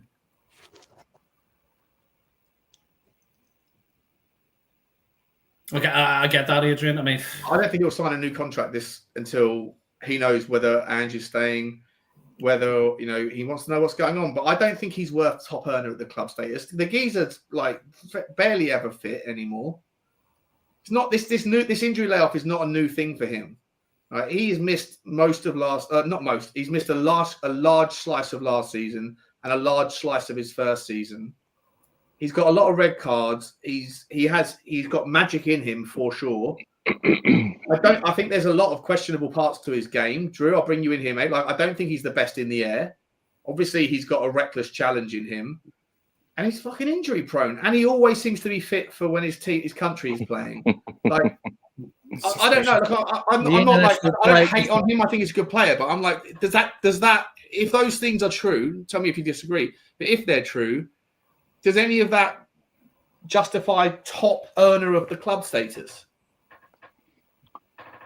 I mean, not arguably, he is obviously the vice captain. I mean, as far as player goes, as far as progressive passing, he enables us to do what we do best, which is move the ball down the pitch quickly. But I completely agree the lack of availability is an issue.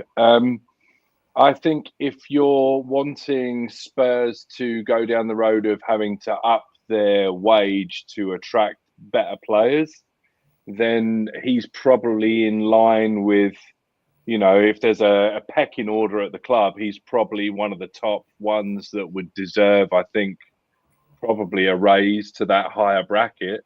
But I don't know. I subscribe to the fact that if you don't really, really want to be there and you don't fully believe in the cause, then you're probably better off cashing in. Right. But I kind of feel like it would be remiss of you not to at least offer the contract and try and tie him down and try and lead the club in a direction where you get more quality players for the amount that you're paying them. But yeah, I think it would just be. I think it's just a natural thing. Whether do I think he's entirely worth it? Do I think any of them are really worth it? I mean, you go down that road, but I think if you want the club to progress, then he's one of the ones you probably have to pay more. Do you think, guys, Romero's a prime candidate to say, right, offer him a new contract on 150k a week, but you put in a very high release clause that only the likes of a Barca or Madrid would come in for? They're the only clubs that can afford him anyway. PSG. I'm not even sure Bayern would. I look at him. I like the player, but I'm sick and tired of all this emo attachment with players, and I do, and we all do it. But especially when it comes to the crutch, when you got to sort things out. If he doesn't sign a new contract in the summer, as much as I like the player, sell him. He's down to 2 years. I mean, you could go down the road of trying to hang on players like we've done with Bale and Modric for the extra season, all that, in the hope that the clubs like Barcelona and Real Madrid who might want him, right? If they're if I don't know what their squad statuses are, those clubs. I know they'll be very good squads. We know that there always are, but I don't know if then they think, oh, we'll go after Saliba or we go after someone else because you want him now, and you keep that player for the extra season, and now he's got no outlet to go unless he wants to drop down to a lower club. So then you'd have a situation that has been done by clubs before. They tried to be tactical, keep a player for the extra season. The big clubs that have come to their player have now reinforced they don't need him, and therefore you leave the player with a little choice: either you're going to move sideways or you sign a new contract. You could do but I mean, Barcelona are strapped for cash anyway. They're always having to sell parts of a media company to be able to even pay to be able to register a player. I mean, it's ridiculous. But mate, that was literally the weirdest. Odd. What are we doing at Real here? Madrid. Look at Real Madrid recently. I mean, they're looking at Trent Alexander-Arnold as a free agent because they offered a cheeky 20 million in January. They're looking at Alphonso Davies potentially as a free agent.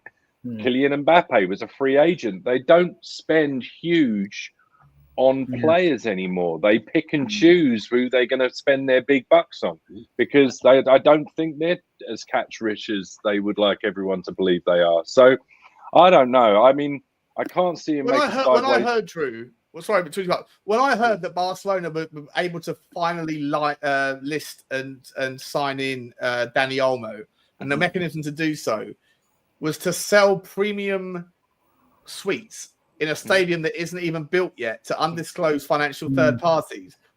At that point, you're just like, these aren't even loopholes anymore. These are.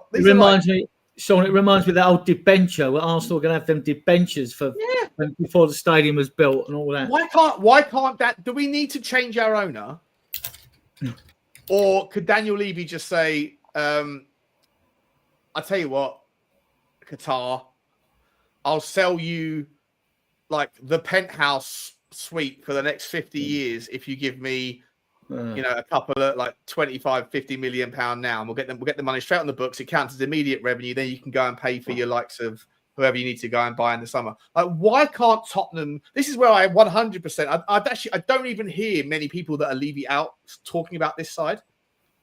And I think that this is. I actually genuinely think I could probably do a better job at attacking Daniel Levy than a lot of the people that are fiercely Daniel Levy outers. I think I could probably put together a pretty convincing argument. But why don't you do that, Daniel? You can do it, right? You can, like, if everyone else is doing it, why haven't you already sold your hotel to yourself and then leased it back? Why haven't you gone and sold the top 3 floors of that hotel that isn't even built, get the revenue now, and then go and buy the player that you couldn't pay for, that you couldn't convince to come? Pay the money. Like, at the end of the day, you could be out of here anyway in a few years' time and swan off into the sunset. So why not, like, start your legacy now by getting the money to do the things you need to do? Like, I don't understand really why he isn't doing any of the dark arts that every other club have proven are very easy to do and very successful at doing.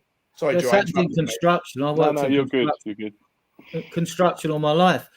Some sites, when everything was booming, you know, some sites, all the houses were bought and paid for before a brick was laid. You know, so, right. Oh, so I'm talking to Phil P. Cider and hugs. I'm hugging you virtually through the screen, Phil, and I've already got the cider, my man. So. Very good. Yeah. Just to bring it back, just because I think Romero, about no, not even that. I think 20 minutes ago we were going to start talking about the Manchester United game. Yeah. Matt, so just before we do quickly, so just a new member, Matthew. Thank you very much, guys. For what it's worth, on my return day, I think it was a couple of weeks ago, I said no more members. Like, if you are a member, cancel, cut. You know, leave me alone in the most respectful way. I don't want you to waste money in case I have to disappear. But you know what? I think I put out more content every day since then than I have done in the last. So I'm going to carry on. And if that has to change, we're not leaving, as Leonardo DiCaprio says. We're not fucking leaving. And that's what I'm going to carry on doing. So thank you very much, Matthew, for the membership, mate. I appreciate you. And Josh is coming in saying, big up, gents. On the train at the moment, what have I missed? Not a lot, mate, to be entirely honest. I convinced We Are Tottenham TV to put a tweet out, basically, saying that there was a fake account that was pretending to be El Thani, and that the Qataris are taking over. And you know what? Their size and their reach was too big for them to delete. But I managed to get to rein my little tweet back in before anyone noticed. So you're throwing people in the mud. What are you doing? And then throwing them right under the bus. Guys, have you got those half-time scores? I mean, I know Newcastle were losing 2-0 at City, but my phone's on charge, so I'm not looking. 3. It was 3 at half-time in the end. Oh, was it 3-0? Yeah. Any other results? Anyway. I didn't open up any other screen on my computer because it's on the fritz. Yeah, so 3 more motion. Adrian, I've got a thing on my. I'm recording all of these audio input things. I don't know why they're doing it locally first, but for what it's worth, Adrian, you have low disk space, so you might need to start deleting some things. All that porn you've got on your computer, mate, you might need to kind of get rid of. If somewhere out of the way, mate. Otherwise, I'm never going to be able to upload your local files to my. Got no porn on my laptop or nothing like that. I don't want my body my mind making appointments my body can't keep at my age. Very good. Very good. All right, boys and girls, let's turn to Manchester United. Look, I'll get everyone's take individually. I'll start with you, Blaine, and then I'll come up to Adrian. I'm going to come to the left to Drew, and then we'll go up to Adrian, and we'll go that way around. I'm sorry, I should have actually said to start with Drew because Drew was going to start the conversation entirely, and then I interrupted him like I always do. Sorry, Blaine. I'll start with Drew as I was going to, and then we're going to go this way around. But before we do, the question I want you to include in your answer about what happens tomorrow is it more than just a 3.6 point / game? Is it also a precursor and a confidence shifter should Tottenham meet up against Manchester United in the Europa League? Because they are the favourites. I don't know why. We are second favourites. I have no idea why. But in any event, when you look at the Europa League on value, Tottenham, United, and Lazio are the 3 teams that are like head and shoulders above everybody else on betting markets. And so is tomorrow more meaningful than just about who's 13th and who's 14th in the league? And Drew, I'll start with you. Go where you want with the story, but just include that in the include your answer to that in your answer. Crikey. I think, given the current state of both squads, we are getting cooked. Brilliant. I think, given the current state of both squads, I think it's hard to look any further really than that game or than this game, because I think if you start thinking potentially we could be in the final when it's weeks away, I think you're likely to cause yourself more grief. I think that we need to mainly just concentrate on putting minutes in players' legs. Whoever is available, start to ease them back into the squad. I think we've got a good chance in the Europa League. I don't care who we face, really. I know it's most likely at the moment the next round is to be RZ or Sociedad because they've won currently their respective games. Is there a? I thought it was just that the 8 teams that go after that. There's no seeding. It's just 1 to 16, whoever gets whoever. Or is there rules regarding that? My understanding is that it was out of Midtjylland, RZ, Galatasaray, and Real Sociedad. Yeah. So RZ, we get one of those 4 teams. We get one of those 4 teams, but then they're in a playoff. RZ have just beaten Galatasaray 4-1 at home. So Galatasaray are currently depleted. AZ Alkmaar, I mean. AZ Alkmaar. Yeah. So Galatasaray are down 4-1 currently. Real Sociedad went away to Midtjylland and won 2-1. So likelihood is it's going to be one of Sociedad or AZ. Alkmaar. Interesting. I didn't know that. So so I think the next round, next playoff game's next Thursday. So we'll find out, or maybe Wednesday. I'm not sure. But we'll find out who goes through, and then we'll be drawn against one of those 2. The draw is Friday. Wow. The draw is Friday out of that Thursday last game. That's when the draw is, and it is seeded. They are seeded. At the beginning of the season, they never mentioned it. Well, and after that, Adrian, if we get through, does the seeding continue, or is it then just in the last 8? Is it then just a? It might be a straight knockout draw. They weren't clear before the Europa League site started on the seeding, but they've said yes, it is seeded. So depending where you finish, like we finished 4th out of 8. So it wasn't just about getting into. So okay, let's see. I'd like if that wasn't made clear to the football clubs that are participating and they did it after the fact, that's shit. Because it wasn't just about just get into the last 8. It actually mattered where you finished within the top 8. Well, they never reported it. It may have been there from the beginning, but they never reported it. It wasn't widely reported, was it, at all? I didn't know that. I thought it was always said that the first 8 would always play the second 8. So the higher up you came, then in theory the easier games became. And then the next round, as far as I was aware, was just a pure knockout. Gotcha. Okay, that makes sense.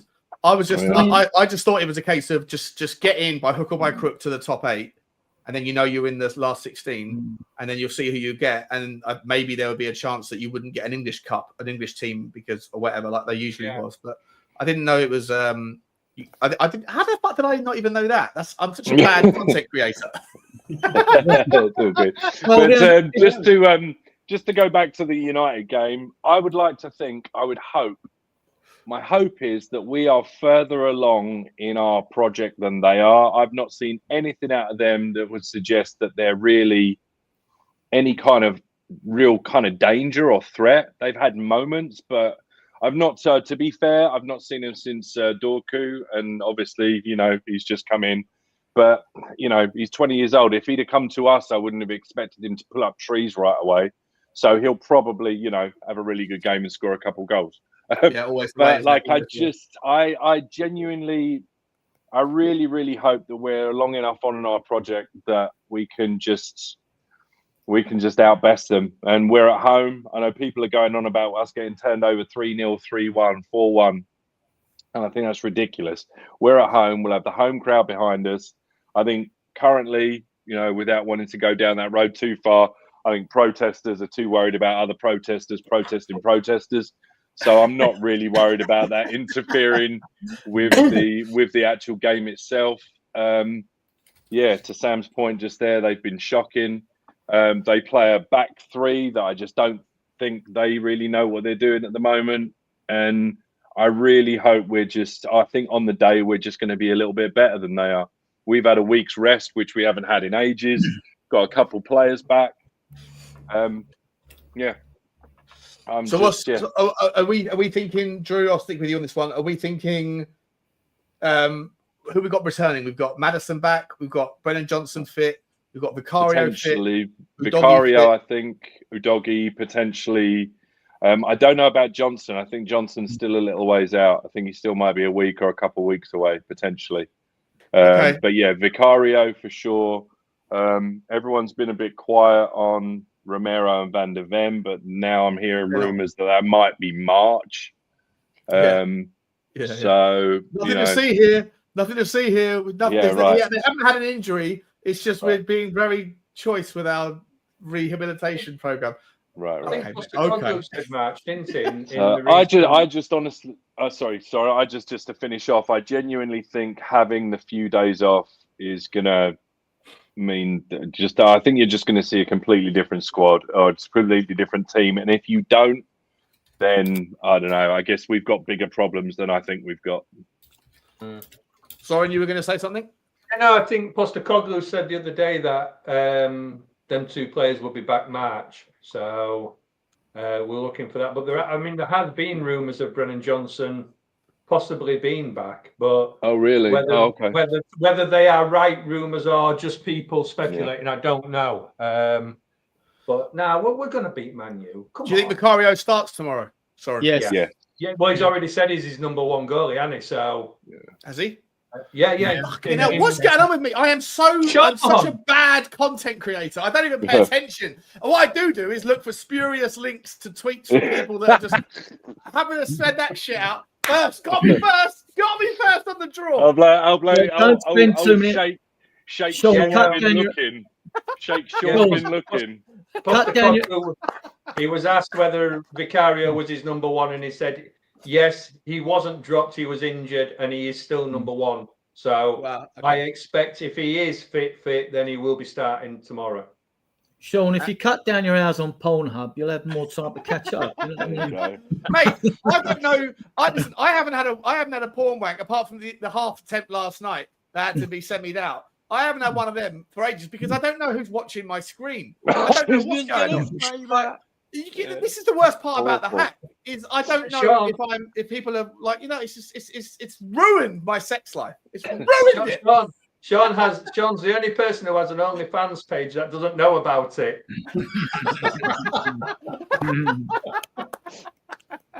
Yeah, exactly. He wakes up at 3 a.m. realizing he's been live on YouTube for an hour, but doesn't know why. Yeah, exactly. So somebody's raking it in with Sean, but obviously just not Sean. I wouldn't mind if I had a fucking monster cock, but unfortunately, life didn't go that way for me. So I'm pretty sure maybe it's Sean that'll go that way as well. Maybe it's SeanBeenSleeping.com. Moving on quickly. Yeah, moving on. Adrian, let's go. We'll just carry on. We'll go clockwise. Adrian, the game tomorrow. Do you think it's important for more than just the league position and for confidence to get things back? Is it, you would hope if you can get past Sociedad or AZ. For what it's worth, I think we're better than AZ. I think, but Sociedad's a tougher entity. But if we can get past them, there is a chance you're going to play Man United at some point in the competition. So it's important that we get some sort of momentum, right? Like if we do lose tomorrow 2-0, then United will look at that and go, well, not only are we favourites to win, but we're clearly better even away from home. And given that we've had relative success against United in the Carabao Cup this season, we did a good job in the league. I think it was a 2-2 draw, wasn't it, early on? Or was that last season? I forget. But in any event, like our recent form against United is pretty strong. So is it tomorrow is important, not just for the league, but also for the potential Europa League? I think it's more important for them, Sean. We beat them 3-0 away in the league, didn't we? So I think it's more important for them. And plus, we're still in unknown territory because, you've got to think that as these weeks continue now, our players come back, and that our form will improve, hopefully exponentially, right? And that we're flying, that we get through this two-legged affair. And then then it gets tasty and meaty. And then the crowd really get up for these European games at Spurs. They always have done in the past when I've been. So I think more important for them. If we were to lose, Angie's just under more pressure, but he's not going nowhere unless the decisions are made in the summer. So we're not getting relegated or nothing like that. But you know, we because if we're only going to finish mid-table, you know, then I'm all for playing the kids. But Man United tomorrow, I mean, they're a mess like us, aren't they? But I don't know what injury problems they've got though. I mean, like, but they're a mess. I mean, like, they've got a lot out, Adrian, to be fair. Yeah. Sorry? They've got a lot of players out. All right. Just seeing in the chat, and I was looking at it myself. They've Manu out, they've Vicario out, they've Collier out. They're probably going to have to play some boy called, I had noted down here, Jack Moorhouse, an under-19 debut. He only joined them in the summer. And he plays. Has he been playing this 3-4-3 played in Portugal? No idea. No idea where he came from. What's this? This is their predicted starting at 11 tomorrow. In their predicted starting 11. A guy who's making his debut. How old is he? 19. That's all compared to I mean, it's just about exactly. It's like look, wake me up when you have 7 people that are under the age of 19 in your team. Then we'll consider Man United's woes. Yeah. Okay, you're not. Although to be fair, not to get back onto the finance, but I read an article earlier. I'll probably have to drop a video about it on Sean Butler TV later. Manchester United are going to have to sell Kobe Mainoo, and/or Garnacho, and/or Rashford in the summer. 2 of the 3 have to go for them to have any chance of bringing in anybody for the for what Amorim needs. So financially, they're an absolute mess.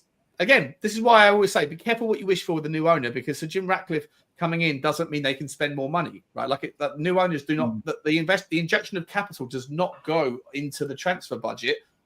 It can't. Even if in the case of United, the billion that was dropped in wasn't taken out by the Glazers, which it probably was. But either way, all that is just a transition of influence. The actual money is still limited by what your revenue can generate. Sorry, mate. And it's all right screaming for us like to pay more wages and things like that. But this is a stymied Man United. You've got players they want to get rid of that are on top wages.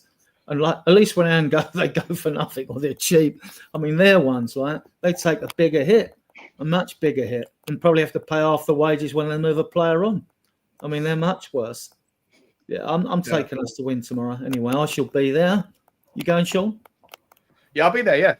Yeah. Like I say, I'm taking my hard hat and stab-proof vest. I'll be over at the protests, and we'll see if I come out alive. If you see me, if I do drop off the content next week, it might not be because of the hack. It might be because someone's been hacking my body with a blade or something. You know, that might be a different. Because the leave you out, are going to leave you out. You know, that's the way it is. So, Sean, strap an air tag to your ankle. Keep a track on you. What you want is a T-shirt, and on the back put blue and white. Leave is all right. Yeah, exactly. Yeah, 100%. Yeah, I've got to do something. No, I said, listen.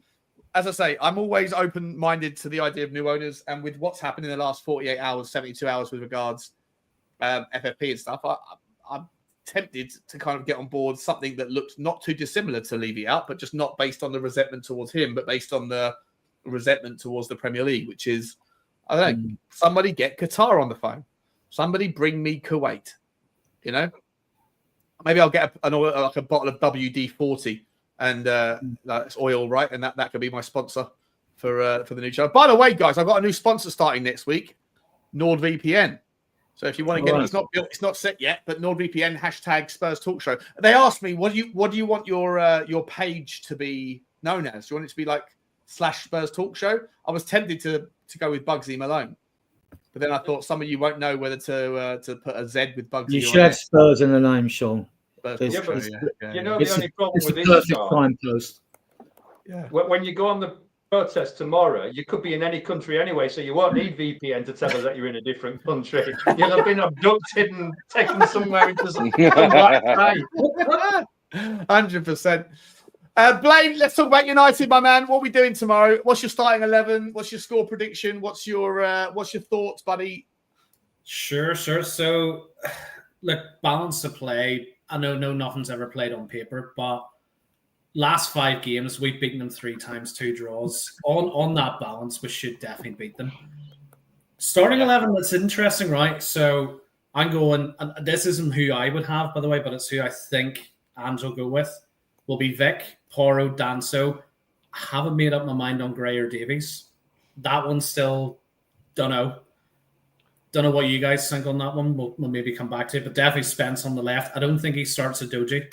I think he'll give him maybe 20, 30 minutes towards the end. Midfield of Bentancur, Sarr, Maddison, and then Son, Tell, and Cooley up top. I think that's who he'll go with, not who I would want. I just think Cooley's so wasted out on the right. That's not his natural position. He doesn't have pace to get in behind anyone. He always wants to cut inside and play a pass. It's just a waste for me. But don't know what you guys think. Do you think that's spot on? I think he'll go for the most experienced midfield 3, whether I like them or not. And I think it'll just be Bissouma, Bentancur, and Kulu will be the midfield 3, and Maddison will start on the bench with Udogie. I think that'll be the midfield 3. But that means is that a Qatar flag there in the is Spurs King putting a Qatar flag in his name? I think he might have done. Yeah. Do you reckon that the boring midfield 3 of the most experienced that we have? Do you, Adrian? Yeah, I think he'll go with that. Do you think we see? He loves Sarr. He does love Sarr. So I mean, you never know with Ange. Who would have thought? Pape Sarr has become for me an impact player off the bench. You cannot rely on that geezer for 60 minutes. You can rely on him maybe for 30 to change the game when he's playing against tired legs. There's no one better. But the one thing this geezer needs to figure out that when he's running at 100 miles an hour, his feet and his mind needs to work at a little bit of well, his mind can work fast, but his feet need to work slow because he is he's responsible for so many transitions. You have to be better with your passing, and his passing is so wildly unconvincing at times that I don't want to see him start, because if you give the ball away against a team that have the likes, I don't know if he's fit, Ahmad or whatever, any of these guys. Ahmad's out. Ahmad's out as well. So I think they're going to have 4 in midfield roughly if you class them as fullbacks or whatever. Can you shout out the predicted starting 11 there, Adrian or Blaine, if you got it? Can you like who is United's starting 11? Because I feel like every threat that they have looks like they're not on the. Like if Cobby's not playing, if Rashford's gone, are they going to go back? Because he barely even plays that player from Atalanta that Tottenham fans wanted. That lump. What's his name? The striker. Xerxes? Yeah, Xerxes. Yeah. Oh, Tottenham fans like, you got to get this guy. I said at the time, I said, that guy is. Hoyland. Yeah, so Hoyland's okay, but a child. Is Martial still there? No, I think they got rid of him. I don't really follow other teams too much, You got to follow their finances, though, Adrian. As I say, mate, you need a well-rounded opinion of what's going on with the finances. You got it up there, Blaine? You got the starting 11? Yeah, I'll fire it into the chat here, Sean. Oh, you've done it, have you? Okay. What we got? Onana in goal, Yoro, Maguire, De Ligt, Dalot, yeah. Casemiro, Fernandes, Dorgu. So Dorgu's playing left back, Dalot right back, Maguire, De Ligt and Yoro as centres, and then Casemiro and Ericsson, and then Garnacho, Xerxes. Oh, sorry, Casemiro, Fernandes, Ericsson. So Casemiro in the 6, Fernandes and Ericsson, and then Garnacho as a wing forward. And who would be the other wing forward there? 1, 2, 3, 4, 5, 6, 7, 8. 9. You only put 10 names in. Oh no, and Onana. Sorry. So Xerxes is striker. Garnacho as a wing forward. Ericsson, Dorgu's a wing back. Fernandes, Casemiro. It's a 5-3-1, is it? No, that doesn't make any sense. The predicted is a 3-4-2-1. So playing 3 at the back. So is Yoro hang on. What? Am I counting this wrong? Onana in goal, Maguire, De Ligt, Yoro, Dalot, and Dorgu. Yeah. Casemiro, Casemiro, Fernandes, Ericsson, Yeah. Garnacho, and Xerxes. So so it's only one wide man on there. Who's going to play on the right hand side? That doesn't make any sense to me. That can't be the system. Unless they're going to do two up top and Garnacho and Xerxes up top. I don't know. Whatever. Whatever. And Tottenham's play Ericsson behind the front too. Ericsson behind the front. Oh, maybe. Yeah. Okay.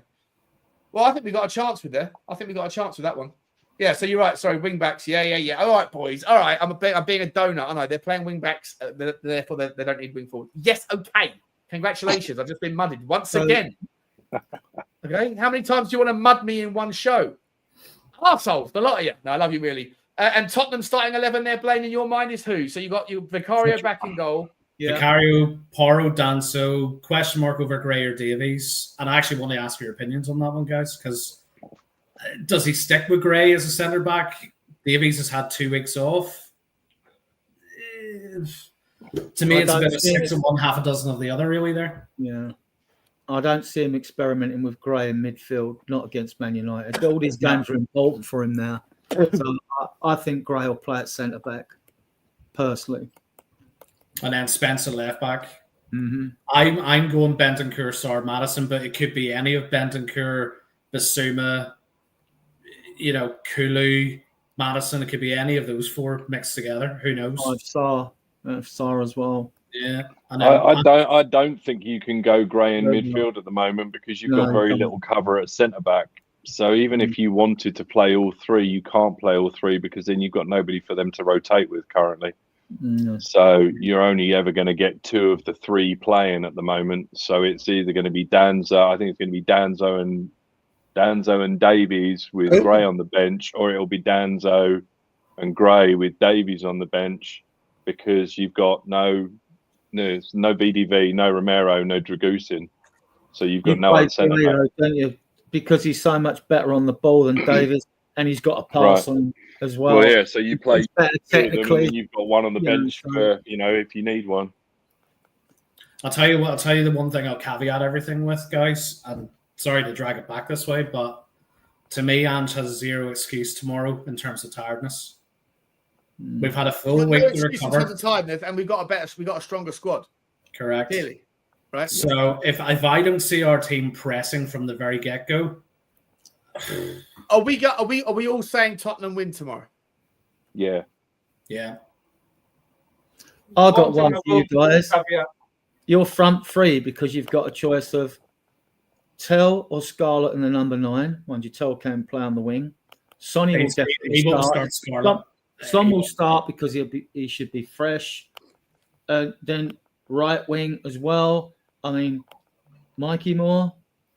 No, I think he starts Kulu there if he doesn't start him in the 10. Yeah, he will if he don't start him in the 10. Does Maddison start tomorrow? Does Maddison get out on the pitch tomorrow? Yeah. Maddison will start. Kulu on the right, Son on the left, Tell down the middle. Okay. I'll be happy with that. I'll be happy with that as well, to be honest. I wouldn't mind Scarlett starting. The reason you're doing that is your front 3 then are going to be 3 players that will press. So Tell presses. I like Tell. He does press. Yeah. And with that pressing, then where you all think, I think personally, I would like to see Davies start and put Gray in midfield, because if Davies does need to come off, there's nothing to stop him dropping Gray back into defence. So the only reason I would counter that, the only thing I would counter for that is, do you want, if you've realistically only got 2 centre backs and a midfielder playing centre back for the next month, what's that, 3-4 games possibly? Do you really want to play all 3 of them? I mean, I know you're obviously always risking injury, but do you want to, if 1 or 2 of them go down in a game, who are you putting them on? Sorry, well, if it's a stronger are you saying Danzo, Davies, and Gray? Is that the 3 you're talking about? Yeah, okay. That's the 3, right? Because all the others are injured. Like the Dragusin's out for the rest of the season, and the other 2 are up in the air. So while I get what you're saying, Soren, like completely, I just don't know how, you know, we always go on about risk and risk aversity with this club. And I just don't know if Ange would risk playing all three of them, knowing that he's got nobody on the bench that he can turn to really put in that position should the worst happen. I mean, yeah, you've got, you know, if one of them goes down, you can move Gray back, but then you're stuck in a situation where, and if it's Gray and Danzo, I mean, combined, they've played like 6 times together. So it's just a bit of a risk in my mind. It's going to be a risk anyway, because you've got to look at it that if one goes down anyway, we're still down to one player. So yeah, no, fair enough. I'm surprised if Porro's rested tomorrow and put Spence on right, and he'll start with Udogie on left. So I'd quite like to see that. Yeah. That's a good question, Soren. Who do you guys think, once we have Udogie, if he's fully fit, Porro fully fit, and Spence fully fit, what's your starting wing backs? Personally, I would say Spence and Udogie, because I think Porro, I mean, we're all saying is tired, but I think he's been terrible all season. I don't think he's not had a good 90 minutes this season. He's had good spells, but you know, you look at the mistakes, and I would say Porro's at the centre of a lot of them. So for me, I think. Would you sell Porro? I wouldn't be adverse to selling him. I mean, if he went, I wouldn't be upset, but I don't know whether I would be looking to get rid unless we have somebody coming in.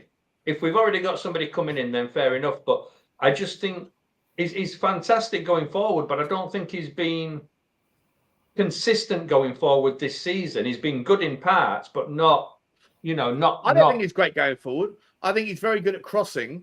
Yeah, well, I mean, you know, but like I don't, and he popped up with the odd goal and stuff. But he also has had some brilliant opportunities. I agree with you, sorry, I'm not disagreeing with you.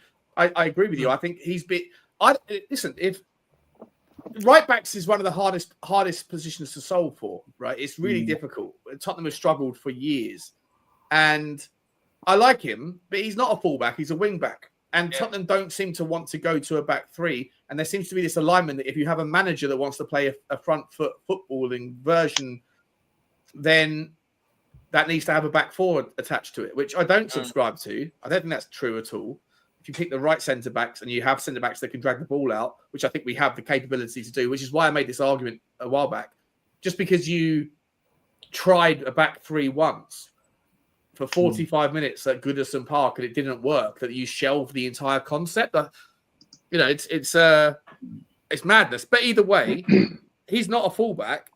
He needs a right-sided centre back behind him who has the protection to be able to come out and then not leave a gaping hole through the middle to get the best out of Pedro Porro. But Tottenham aren't going in that direction, right? You have Johnson, you have Kulu, you have all these people in front.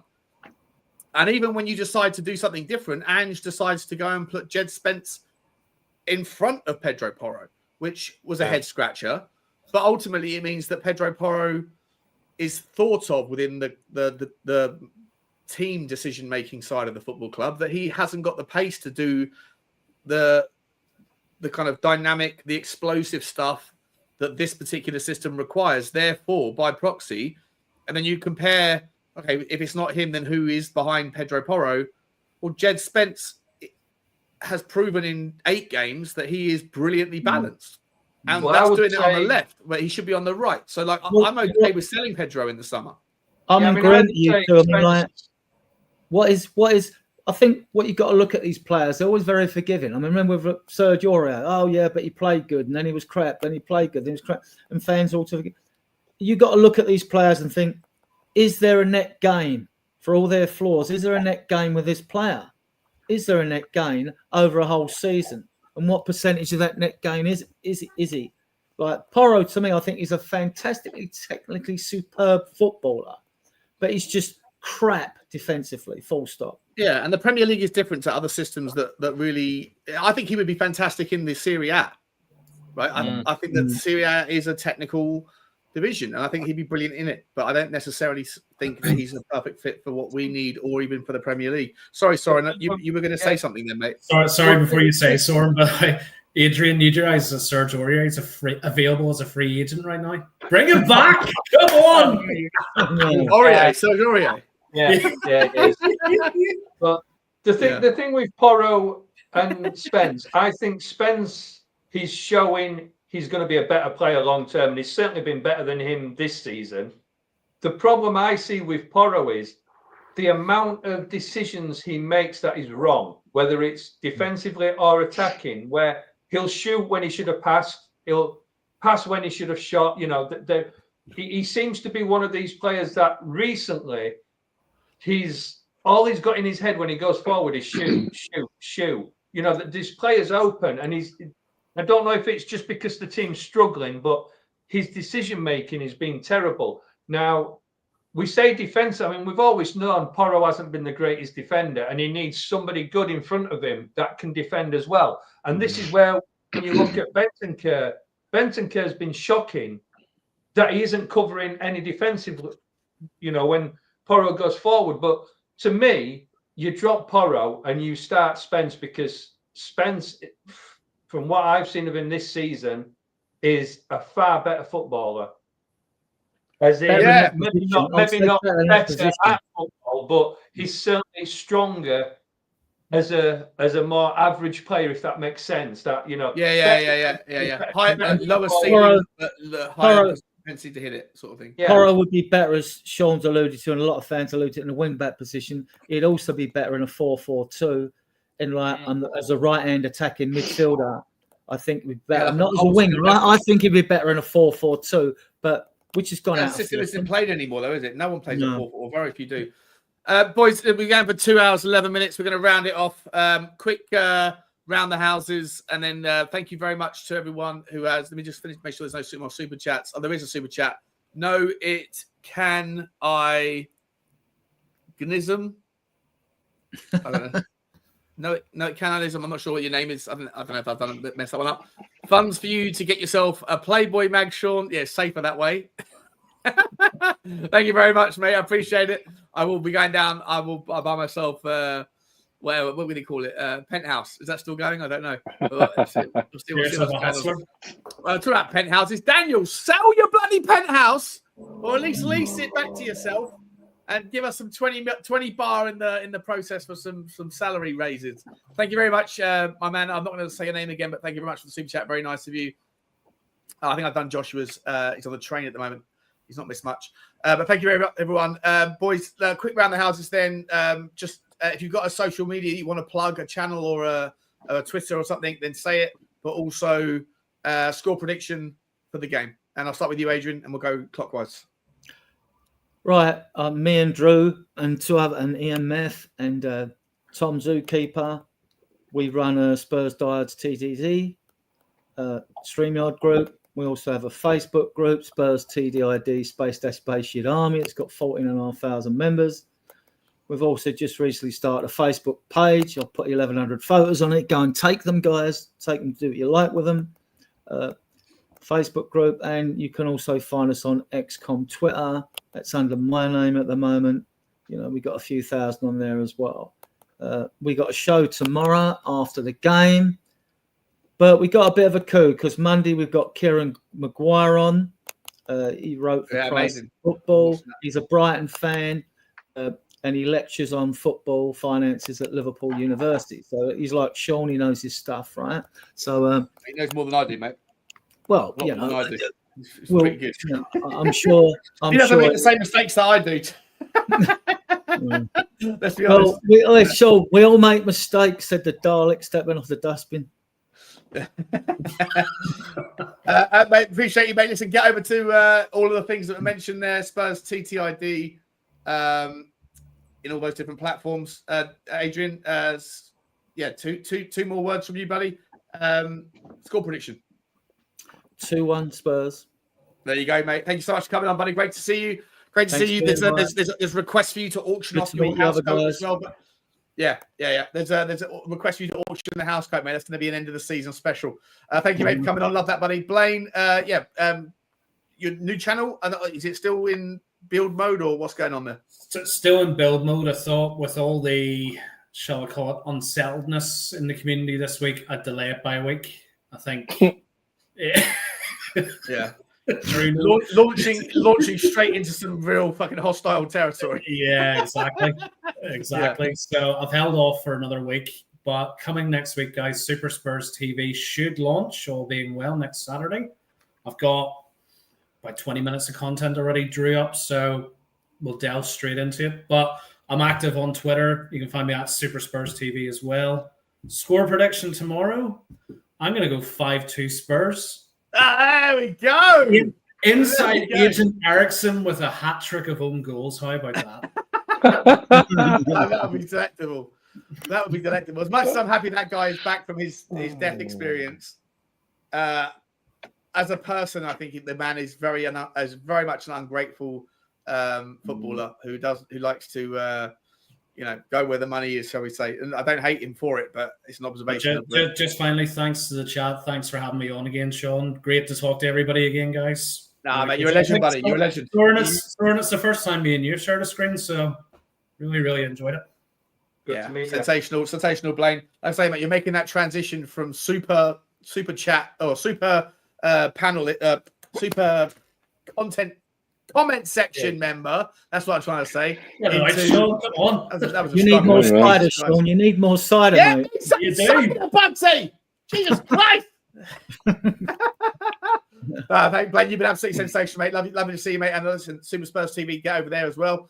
And we'll see you after the show, hopefully tomorrow. Drew, what are we saying, mate? 5-2. Can you best 5-2? I wasn't going to go that deep. I was going to give it some 4-1 though, because I think they're absolutely toothless up front, and I just I've got a sneaky suspicion we'll be on our game tomorrow, so I'm going for 4-1. It's a pleasure as always to share the screen with you fine gentlemen. Big up to everybody in the chat, apart from that one pillock, and everybody smash the like button. Remember to check if you're subscribed to the fine gentleman, and hopefully a good win tomorrow, and we'll see you all again. Yeah, love it, love that, Drew. You weren't going to go that deep. I couldn't go that deep, as the hackers probably know. That's what he said. Sorry. Where can people find you, mate? And what's your score prediction, buddy? Prediction, I was going 3-0. I think we're going to keep a clean sheet. I think it's going to be a good game. Hopefully we are rested. You can find me pre-match with Irish Hotspur build-up. And anywhere where they allow happy clappers on. Always backing my team. Always expect them to win. No other outcome in my mind whatsoever. And good to see Sean back on the screen. Mate, it's good to be back on the screen with you, buddy. Miss you, man. And I can't wait. I'm also, anyone out there who lives around London, last thing I'll say, I think it's probably about time that we organise in advance for the summer to get all of the Tottenham fans that are, of interest and that have the assets available to get together. When I say assets, I mean pooches. Bugsy Malone wants to meet a lot of you, and I'm sure you all have dogs as well. So I'm thinking about putting together some day in the park somewhere in a communally, correct location that's reasonable. I'd love to get everyone together so Bugsy can socialise with some other Tottenham dogs, because she's getting a bit of an attitude, if I'm honest, and I think that she needs to be taken down a peg or two. And I know you've got 3 or 4 of those bad boys, and they look like they would give Bugsy a run for money. So we got 4. We bought 2 red ones after Kulu, so we've got 2 ginger tops. Then we've got little Coco and 3 boys and a girl, basically. So three pups, just a year old and 1 old lady. You got a little floozy. He's got all the boys' attention. Love to see it. Yeah. Love to see it. Yeah. If Levy had any kind of sense of humour, he'd open up a Tottenham Hotspur dog walking centre underneath the F1 track, and he'd have a big picture of himself on the floor to let all the dogs defecate on. If just so you know, any kind of sense of humour. Yeah, just so you know, Daniel's already got that. You've got to take him down that place called the Emirates and let him shit on the pitch. F off down the Emirates is what he would say. F off down the road. Yeah, don't bother picking it up after you. Yeah, leave it alone. Yeah. That's what happens on Spurs Talk Show, Daily Walks and Talks. Apparently, everyone thinks I let my dog mess and I just don't pick it up. You don't see what I do after the fact. I'm a clean dog owner. Guys, we'll leave it there. Come on the Spurs. Thank you to the boys that were on the show. Thank you for the guys earlier that popped off. And we will see you again. Thank you for the super chats as well. See you later. See you tomorrow after the show. I'll be doing the videos. And good luck to the protesters, by the way. If you are thinking of going and you don't know, I'm not sure of the details, the specifics, but I'm sure you'll find it on Twitter. But yeah, if you are protesting, have at it. Good luck to you. I'll be there.